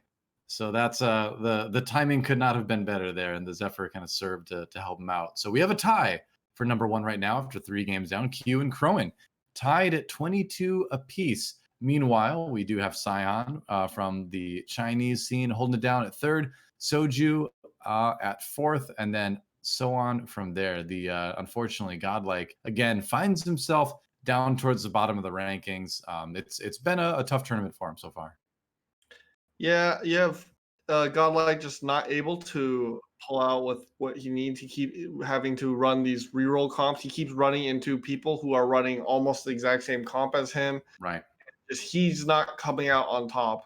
I know in that last game, he just ended up going against another player, and they both just weren't able to hit the units. G2X hitting those units too late because they both want the same comp, and Yeah. they both basically holding hands going out 6th and 7th together. Yeah, Godlike unfortunately has only finished in the top 4 once in the last 7 games. So it's been rough for him. Hopefully he can pick it up again. But he's got one more chance tonight, basically. Looking unlikely, I think, that Godlike could make the final lobby now, even if he does have a really good day tomorrow. We'd have to look at the stats later on. But it's if he basically needs to, I think, like 1 or 2 for the rest of the tournament to have a chance. Yeah, he definitely needs to, really have a good performance. It's really hard for, a lot of players just to stay consistent and with all this RNG. Yep. You can see some esports gif of Crowan. He used to be a Heroes of the Storm pro player. You probably were aware of that, but a lot of people out there may not know that Yeah, Crowan definitely. He was on TFT is one of not his first esport. Yeah, he's definitely one of the top teams for the game. Played internationally as well. Hmm. Um, but yeah, now we move into this game. We are in the Star Cluster All right. galaxy, and we do have everyone starting with gloves. So we have the scramble for the ideal units. I'm really happy that we're getting a Star Cluster game actually because this is one of the galaxies that I've barely seen any games of for whatever reason. I've only hit it once on the ladder, and we've only seen it once yesterday, game 3 of set 1. So I'm super psyched to see what people are going to do with it because I think this is relatively probably the most unexplored of the galaxies in terms of you hear a lot of people saying a lot of different things about it Yeah, and I think their takes on it basically. I think with the Star Cluster galaxy, it lets you work on your momentum to either get to late game very, very quickly or just hyper roll very, very easily because you can use those 1 to 3 cost units as from the carousel to level up your units that you already have on your bench. Yeah.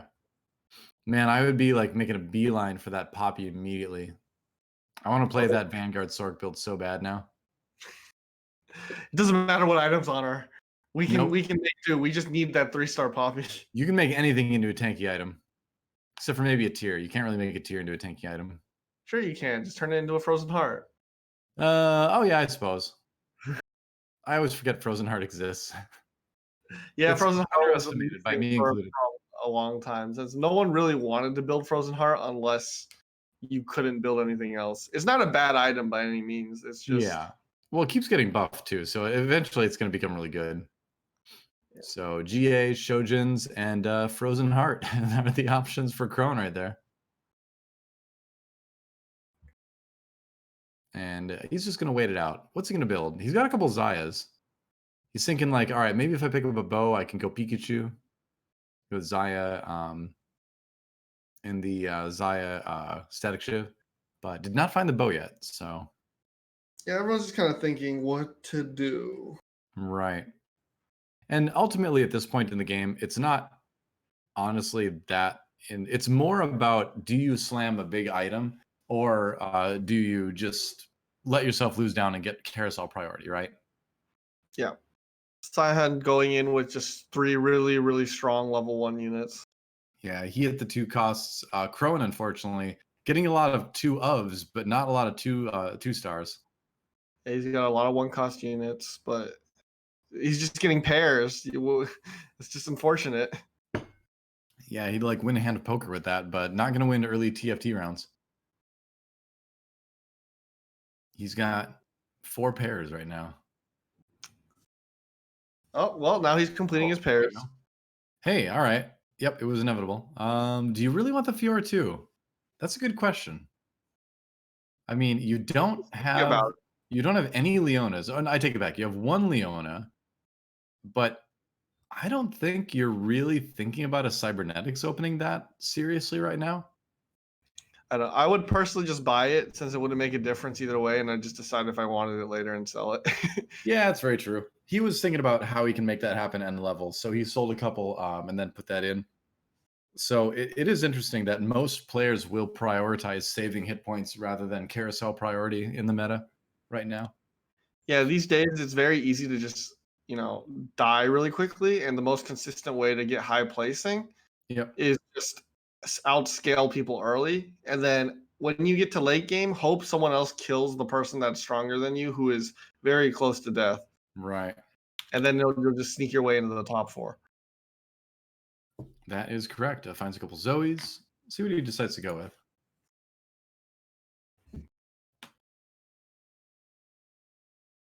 All right, gonna face Kyun in the next lobby. It looks like, or the next fight anyway.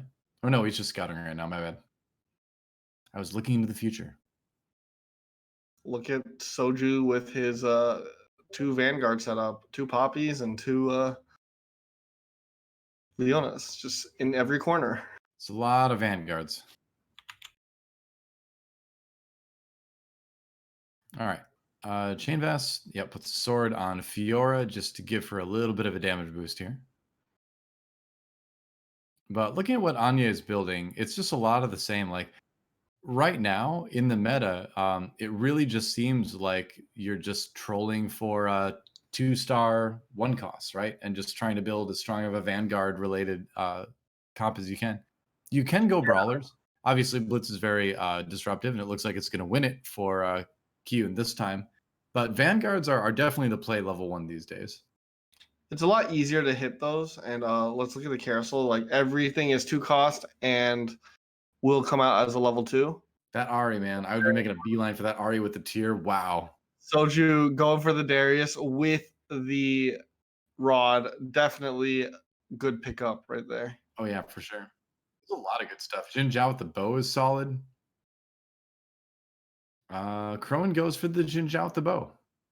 All right.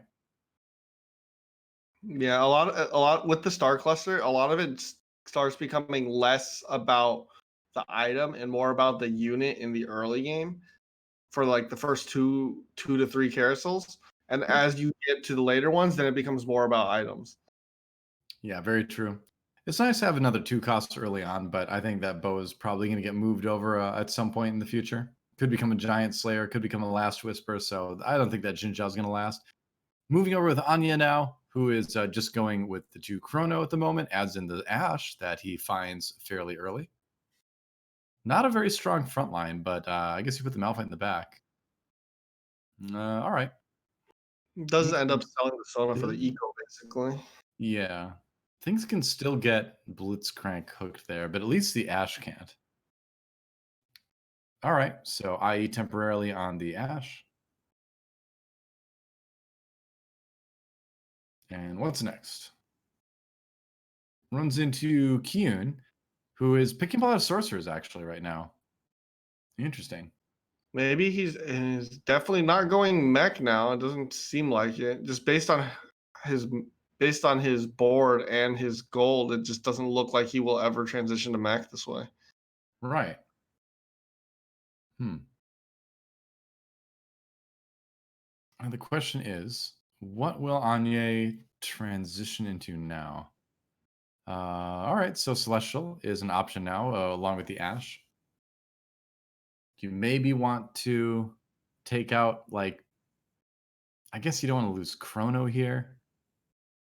Doesn't really have the gold to go to level 6 right now either. But I like that he's thinking ahead. Celestial probably would be the next buff you want to add into your team with this. Let's see. looks like he's going to fight against Godlike, and Godlike, up to his old tricks, he's definitely going for the sword build again. For the moment, anyway.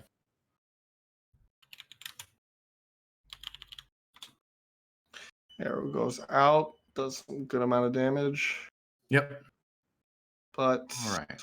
oof. Yeah, Shojin's on Ari. Not as great of an item, but it does help her get some cast off fast. Arrow, Wow, that Ash arrow. Dude. I'm barely sneaking away with like 15 HP on that Ash. Mm-hmm. Not very much, yeah.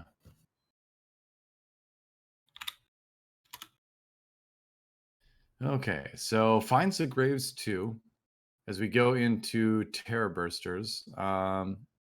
Probably looking for something like a bow, maybe, to complete a Rage Blade. Hard to say what he's really going for at the moment, though. Definitely got into cybernetic blasters. For now, it's a pretty solid mid-game comp. Right. Will it end up being Blade Masters with Aurelia? Will it end up being blasters with Jinx? Is he going to find a belt to pair with the chain vest for the red buff? That's a real question right now. I think he's going more towards cybernetics just based on the items that are sitting on that. Oh wow! Well, now he is. Finds the Aurelia early. Oh, but the IE is locked on the Fiora. That does not feel great. Yeah, once he gets another Fiora, though, he'll instantly swap it. Or he He might might just do do it it now. now. Yeah, he just Wow. might All do it right. now. You know, I can't say that he's wrong for valuing the Aurelia 1 above the Fiora 2, especially at this point in the game. You're at 3-1 right now. And with Yeah, the QSS and IE, that Aurelia is going to carry. yeah, he's chosen for a defensive item instead of full damage items, which is fine. It's just as good. I think it's great. I think it helps a lot early on. Unfortunately for him, he gets stuck on a Leona. And so Yeah, the but trouble is, yeah. I mean, taking down the Leona, like it's stuck on the Leona. It did take down the Trap Claw without getting stunned, but Uh-oh. unfortunately, just not able to do enough damage. He's hitting all the tanky stuff. So he didn't get a single reset with the Aurelia that time. And so that's the Aurelia nightmare, right? Where you're hitting a tank, you ult, but you don't kill it. So that means you don't get the reset.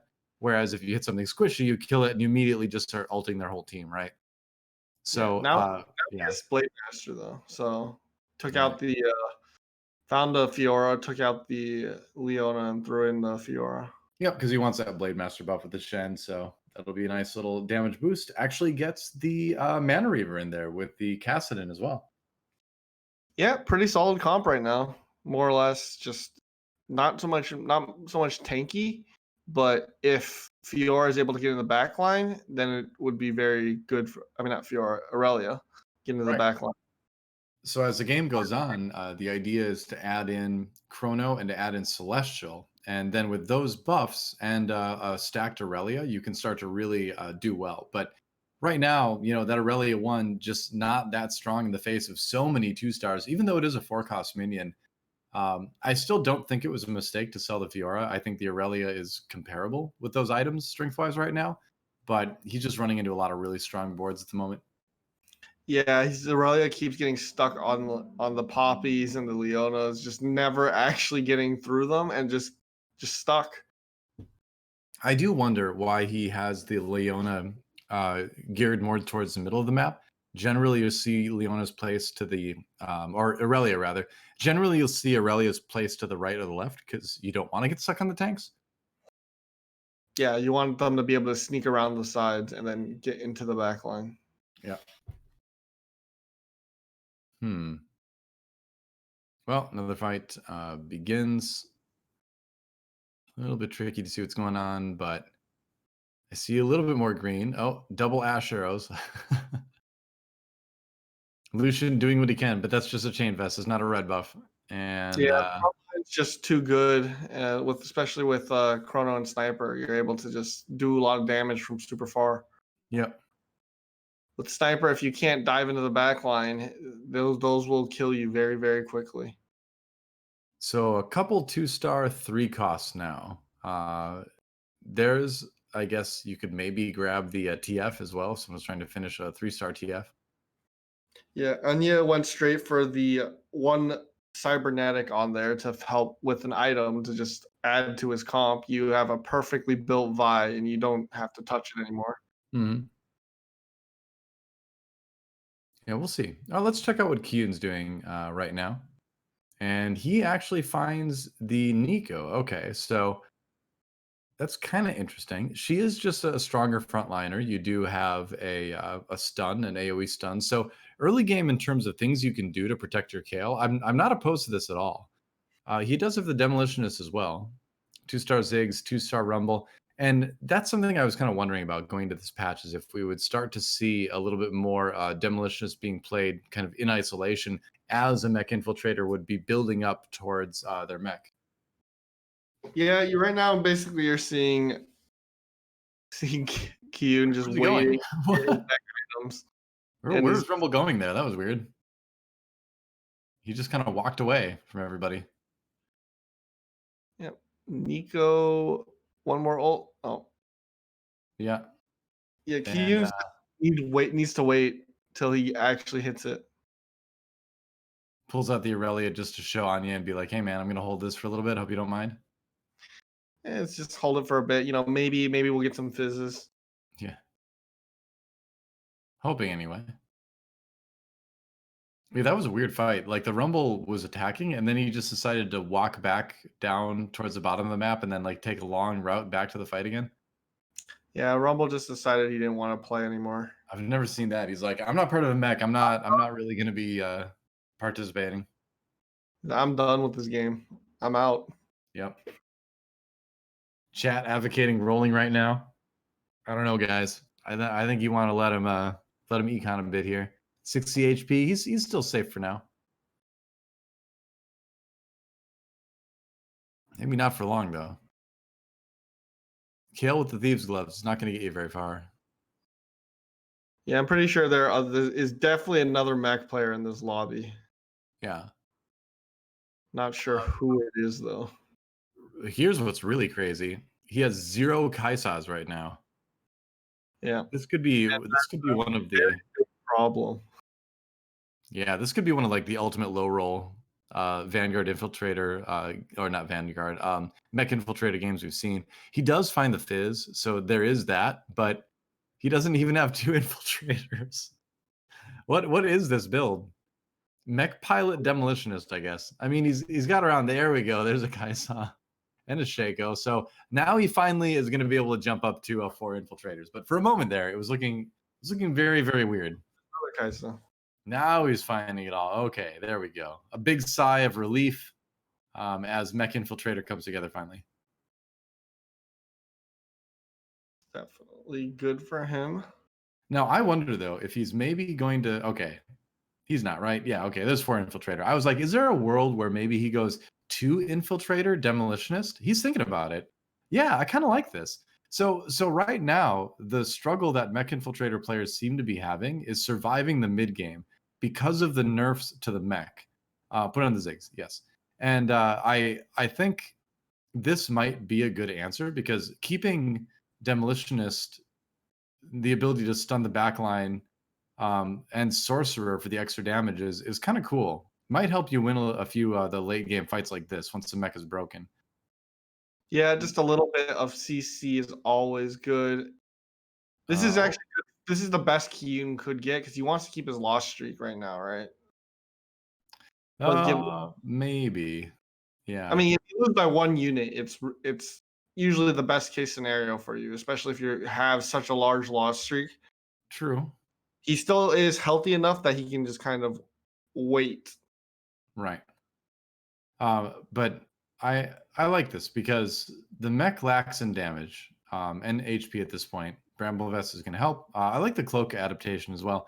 But Demolitionist will help you just live longer and do more damage, right? Especially after the mech breaks. Because if you don't have the Fizz ultimate to reliably have go off after the mech breaks anymore because of the changes to mech pilots, at least you have the Rumble Demolitionist attribute when he ults.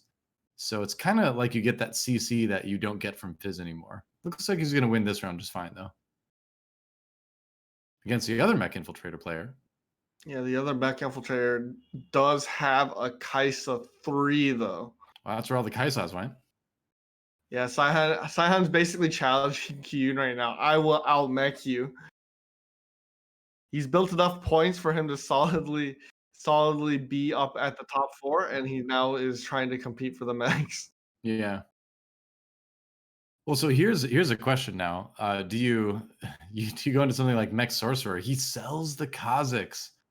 Oh boy, this is gonna get interesting. Mech adaptation, I love it. Putting the Vel'Koz. Put the Thieves Gloves on him. Come on. You don't need Valkyrie. What do you need Valkyrie? You've got a Kaisa too. I wonder how much bonus benefit Valkyrie really gets you. I I don't think don't it know. gets you a whole lot right now. Not right now, that's for sure. I would take Demolitionist over Valkyrie any day at this stage of the game. That's interesting. I normally just go for Sork, but Demolitionist is also very good. Yeah, he's got Sork already, so he could just replace that Kale with the Ziggs, but he sold the Grab Ziggs. right here if you Yeah. wanted, or the Rumble. Yeah, the Rumble is very good for him. That's a Rumble. That's almost Rumble 3. Just needs to find one more now. Yeah. But it's got a So tier on it. for mech comps, it's actually very, very useful for Star Cluster because you're going for 2 stars and 2 costs and 3 costs. Star Cluster, if the unit's there, Yeah. super useful. I'm wondering what the other items on his mech are right now. He might get stuck with a tier. Which he No, he finished all his items. So the tier will bounce did he? off. Oh, okay, cool. Well, that's good then. Yeah, he has I think a Quicksilver Slash, a Shroud, and a Bramble Vest. Mhm. You know, the other thing I kind of like is his chat mentioned Void Mech, and that can be situationally strong. So I wonder if he might go for that. He is sitting on the Vel'Koz right now, He's but he's trying got a to lot of options. Rumble. He also sold the Kazakhs, and he's not buying new ones. So what is he looking for right now? He's looking for Rumble. Oh, you're right. Oh my gosh! But the other mech player is rolling down for a Rumble as well. He gets nothing. He should probably have checked how many Rumbles the other guy has. Yeah, that might have been a good idea. But the thing is, with the health he's at, it's kind of Rumble or bust, right? Unless Yeah, you go for something like Force Sorcerer. but the thing is, if the other guy had Rumbles, had enough Rumbles, him rolling down would he just never hit it. Yep. Yep. Kyun takes a big hit, and it looks like this mech infiltrator game is not going to go that hot. Only one. So there's a couple other rumbles over there. Not a lot, though. There's still definitely rumbles in the pool, just not being found. Godlike, meanwhile, is moving towards the build that he has been preferring, which is the Candyland build, the 3 costs. He doesn't find the 3-star Leona, but he does find the Poppy and the TF, which are the most important. Zoe is a nice bonus as well. So 4 Sork, 3-star Guardians, 2 Vanguard. Yeah, he definitely has the Poppy items, more or less, that he wants. If he can get a Dragon's Claw, I think that would be ideal for just overall for just having a really, really tanky Poppy. But it's definitely nice that he's finally been able to hit everything that he wants. Yeah. I would consider putting the Chalice on Ari as well, just to pop the rest of your team. And is Poppy going to just 1v1 the mech again? Maybe not with these items. I'd say She looks pretty probably. good. Fizzult, though. Yeah, Fizzult does a lot of damage. Yeah, but the shield, look at the size of that shield. Yeah, it is pretty large. And it's gonna get Oh. even bigger. I don't know. Oh, he did it. Wow. Did he crit at the end there? What was that? That was crazy. So much damage. Oh, Poppy. Yeah, Godlike is going straight for 8 now. Right. Get in more Sork? Yep. Got to get in more sorcerers. He's definitely not adding on other vanguards. So 6 sorcerer is going to be the way to go. And pick up some Poppy items along the way. I think, like we're seeing too with the Chalice, he's feeling pretty confident. He can probably hit the RA3. He only needs one more if he decides to use the Nikos to do it. Oh, you can make another Shojin. Yeah, I don't know if this comp really needs Shojin too much. I mean, We'll see. It's always good. Oh, he get another Ari. Yeah, Will so he? does he just pull the trigger on the RE3 here? He doesn't really he has one win. He's in the top of the lobby, so yeah, I would save the Nikos at this point Yeah, I don't until he think he needs starts to lose. him right now. Yeah. Yeah, well, he's definitely deciding on what items he wants to make. I think Because if there's you're gonna have no point in sorcerers, saving it. yeah, I think if you're gonna have sorcerers, it makes the most sense to put a chalice on there and then just kind of chalk up the swords as a loss. Yeah, I Yep. agree with this completely. Yep, and it does affect units within 2 hexes, so he is getting full benefit from that chalice. Unfortunately, he runs into a very stacked Irelia, and that's going to be a pretty quick fight. The Wukong just steamrolled through his team and just knocked them all up. Yep. I guess the thing I would question Godlike right now the most is his positioning. It might be. Oh, that was a nice pickup for the Vel'Koz. It's a sorcerer at least. Um, it might be better to start backlining some of your sorcerers and spreading things out a little bit because the reason that he was so vulnerable to that Wukong is because everyone was packed in the corner, right? So Yeah, you can see him moving the positioning. I think he realizes, yeah, now is the time to start spreading them out along that back row. yeah. When you have less units, it's better. It's okay to kind of corner like that, but now it's you just have way too many units. You don't want to get splashed. Right. So now the question is, can he get to 8 and get in those 6 sorcerers? Because you really, yeah. What am I? Yeah, I think it's. Oh, right, because he has an extra Arian right now, so that's why. I was like, why is it only showing 4 Sork, but he's got 2 Aries, and he's taking a lot of losses, down to 39, suddenly losing half his health. I think you just pull the trigger and go to 6 Sorks here. He's got enough gold. Yeah, his mouse is over there. He's like, all right, I need to make this happen now. Here we Yeah, I go. mean, you still have 40 gold. It's not like you lost a lot of gold. Oh yeah, you're fine. And these are not the ideal sorcerers, but it's something, right? I bet Lulu maybe, yeah.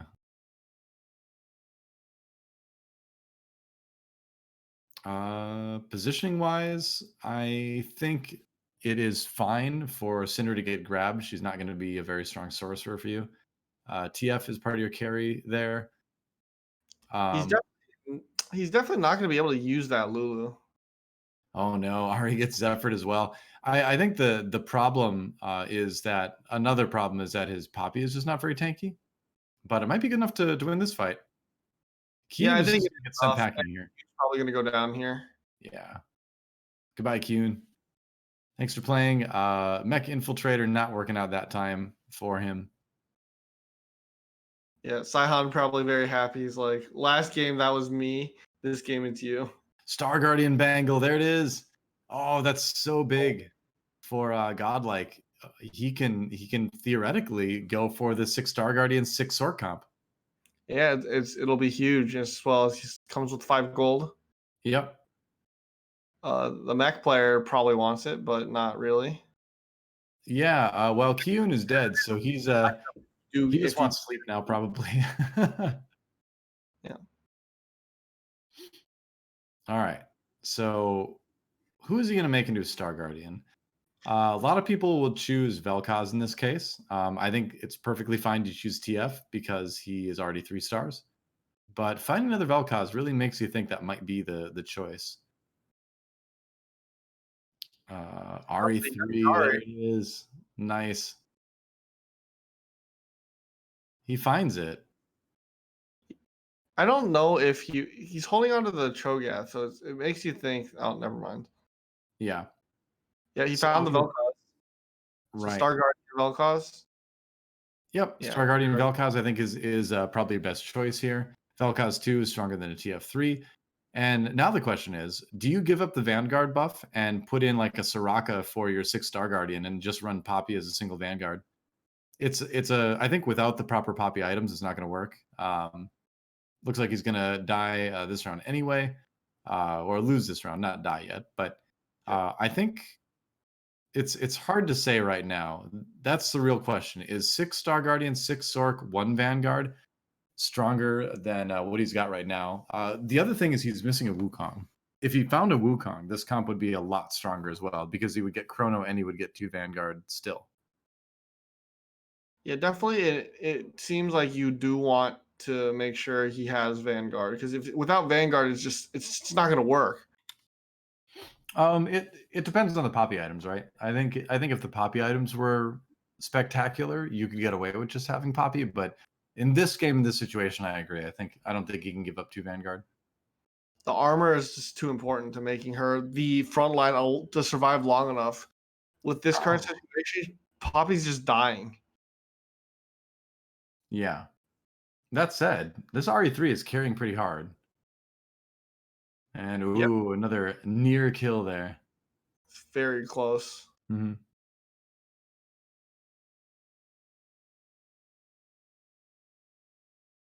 All right, let's see what Kurum is up to right now. A little bit And of scouting. yeah, so Kurum is running Darkstar again. Mystic Celestial Sorcerer. So at level 8, he's been able to find a lot of really nice synergies here. Nice trap claw. Yeah. All right. So this is pretty ideal. Yeah, pretty ideal comp here for Star Guardians. Or not Star Guardians, for Darkstar. Yeah, I've noticed Kurum's been running Darkstar almost every game. Yeah. Huh. And that Xerath is scary, man. He's got 2-star Ludens, Morellos, Hand of Justice. Doesn't have the attack speed that you'd be hoping for the Xerath, but he does have a Karma next to it to kind of boost that a little bit, and the Xerath will be hitting very hard at least. Yeah, you do have the locket for two of your units at least on the Shaco. Mm-hmm. All right, going up against Godlike right now. Has he found any upgrades since we last checked in? Not a ton, but he does have very good Zoe items right now. But that's not going to matter because Xerath is going to annihilate everyone. Yeah, see, the trap claw was super valuable for Kerm there because the Vel'Koz just straight up hit the trap claw and got canceled. Right. Where NA go? Having almost an opposite game of the last time. Where Yeah, NA bottoming out for the most part, except for Kurum. last game. He Yep. said, "No." North America's last hope. Kurum, can he do it? Doing a bit of scouting around. Pretty strong Brawler Blaster board. He's checking out a wide variety of comps to run into in this top 4.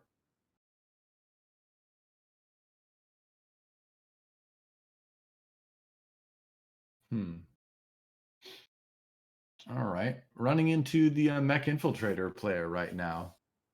Yeah, this will largely depend on if he can keep his backline alive. Wow, things are dying super fast with that Xerath. Yeah. Oh, but maybe the Rumble does it. No, it does not. And And we have X going down. I think I like that Kurum keeps showing us that Darkstar is a legit comp. Becomes easier to find that Xerath too, with no people contesting it, of course. But still, I think it's strong. I think Darkstar. Once you get those side synergies, is really where it pops off, right? Where you get the Lulu in specifically. A lot of people will toss a Cassidon in just to get that Celestial, but Lulu is really where it's at if you can, because you gain Celestial, but you also gain Mystic as well. Yeah, you definitely want to have the Lulu. Like the Cassidon is just temporary for Lulu, since you just normally just toss a random Celestial, because since you do need the Celestial. Ooh, Oh that my arrow. gosh, that Lulu ult was massive. And Ari did a lot of damage, but once again, you always see Darkstar winning with just a couple units remaining. Godlike Yeah. fighting the Mech Infiltrator and winning and knocking him out. Godlike's Sorcerer comp really popping off now. Yeah, I do think Kurum has the upper hand here because with those trap claws, you basically shut down the Vel'Koz instantly. It Yeah, hits the trap claw and just cancels, and it will never go off again for the right. rest of the fight. And that's going to make a huge difference in these fights because So there are 2 trap claws on the board.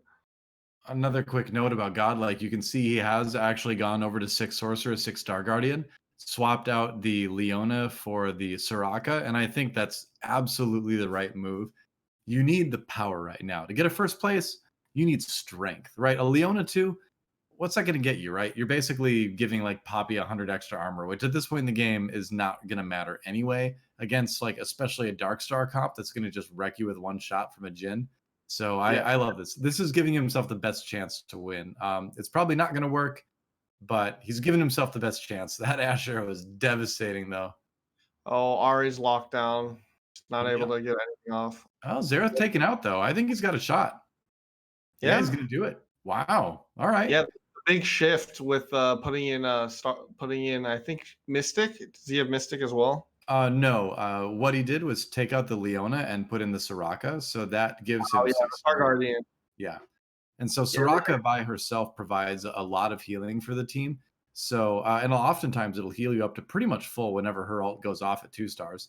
So, where, some of these abilities, the Jin shots, the Ash arrows might get people low. If they keep getting healed by the Soraka, you might just have the sustain. yeah, it's definitely good and it's very helpful for him right now. Yeah. Popping the Trap Claw too with Lulu is important. He puts a Wukong in. He went to 9 actually, so he got Vanguard back again. Very, very important. Oh, Vel'Koz's ult's looking those okay. aren't being canceled.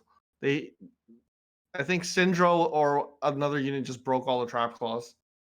Yeah, Wukong was right in front as well, but look at that. Wow, another win for Vanguard Sorcerer. It took level 9 to do it, but Godlike gets a win. Yeah, That's only the Vanguard second Sorcerer. time. But go ahead. Yeah, Vanguard Sorcerer has just shown itself to be a very, very strong comp. Yeah, it really seems like players have discovered a way to survive the mid game at this point. And I think the key is the hyper roll. Honestly, the hyper rolling one cost, finding the TF3, the Poppy 3 especially, and focusing on itemizing the Poppy before all else is what's really unlocking the ability for this comp to excel. So that's exciting. Add another comp to the list of things that are working here in 10.9. We saw a lot of really strong results from it. Very Yeah, cool. Poppy is just straight up leading the charge in most of these comps. Yeah. Poppy 3 just being very, very strong, having this really strong shield, scaling insanely well with tanking items, especially the Titan's Resolve. Create just being able to get that big boost in tank stats and constantly build a shield, constantly get healed. It's makes her one of the most unkillable tanks. Right. So let's take a look at the scoreboard. Saihan rather, at number 1 with pretty solid results despite 1/8 place. He did well in the other 3 games. 26 points for him. Crowan does take home second in the lobby with 24. 2 first places for him. A roller coaster for Crowan. First, seventh. But hey, it's still a lot of points getting 2 first places, right? Kyun and Soju close behind, and then on from there. Godlike manages to jump up to 17 and at least stay relevant with one first place at the end of the night. Yeah, definitely. This game, this like these set in general has been really, really close. It's been a roller coaster between everyone getting up high placings and low placings. And so you see a lot in the most more recent games, it's just all over the place. I suppose it's not a big shock considering that we're in a new meta right now, and there's a lot of experimentation going in, and a lot of that will result in some pretty inconsistent results. But one person who has been anything but inconsistent is Shendu, who has got 56 points, still on the top of the lobby, and still, I will say, after day 2, the player to watch in this tournament, definitely from the Chinese delegation, and possibly just from everybody overall. Yeah, Ine and Delicious Milk doing just as well. Kurum following straight up. We do have a large, nice spread of 4 NA players, 4 Chinese players up in the top 8 for the leaderboard, and so we have a lot of good competition going on. Yeah, I think for after 2 days, the results have been pretty even between NA and China as far as placements go. So it's cool to see the regions having sort of different philosophies about different parts of the game, but getting comparable results. So I think it just shows again that TFT is a game that can be played in a lot of different ways successfully if you're good enough to make it work, which is cool. I love a game that allows you to be flexible. That's one of the most fun things about Teamfight Tactics. One other thing that's really neat about this spread is that there is still a lot of room for movement in the final day of group play that we're going to have tomorrow night. I think there's going to be some fireworks towards the end.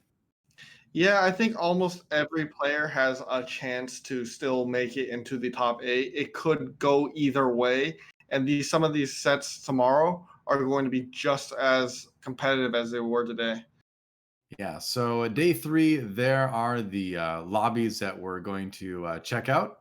Becca and Delicious Milk getting to be in different lobbies this time, so they don't have to knock each other out.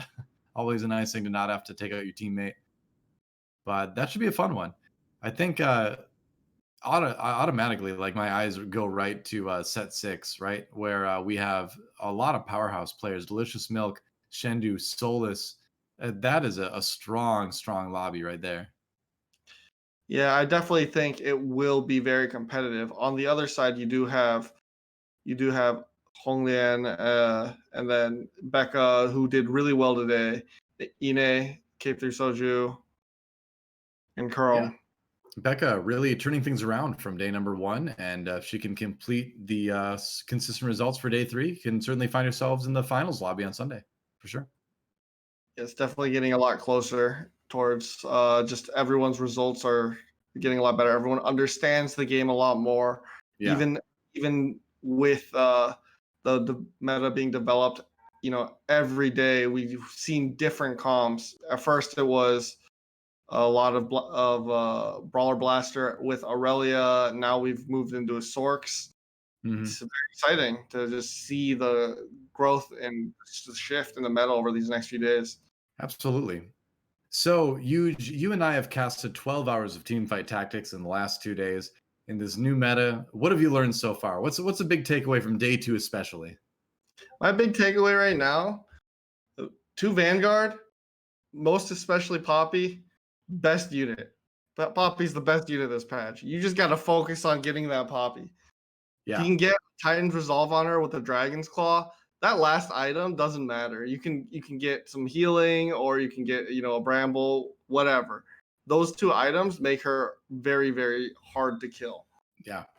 I'm dead tired, but I'm gonna have a hard time sleeping because I'm excited about getting on the ladder tomorrow and trying it out. So wish me luck there. Until then, thanks for watching Starside Invitational, guys. Yuuj and I will be back with you tomorrow night for the final day of group play to find out who goes to the grand finals lobby on Sunday. It's gonna be awesome. Don't miss it. See you tomorrow, same time, same place, 6 p.m. Pacific on Starside Invitational. Thanks for watching. See you soon.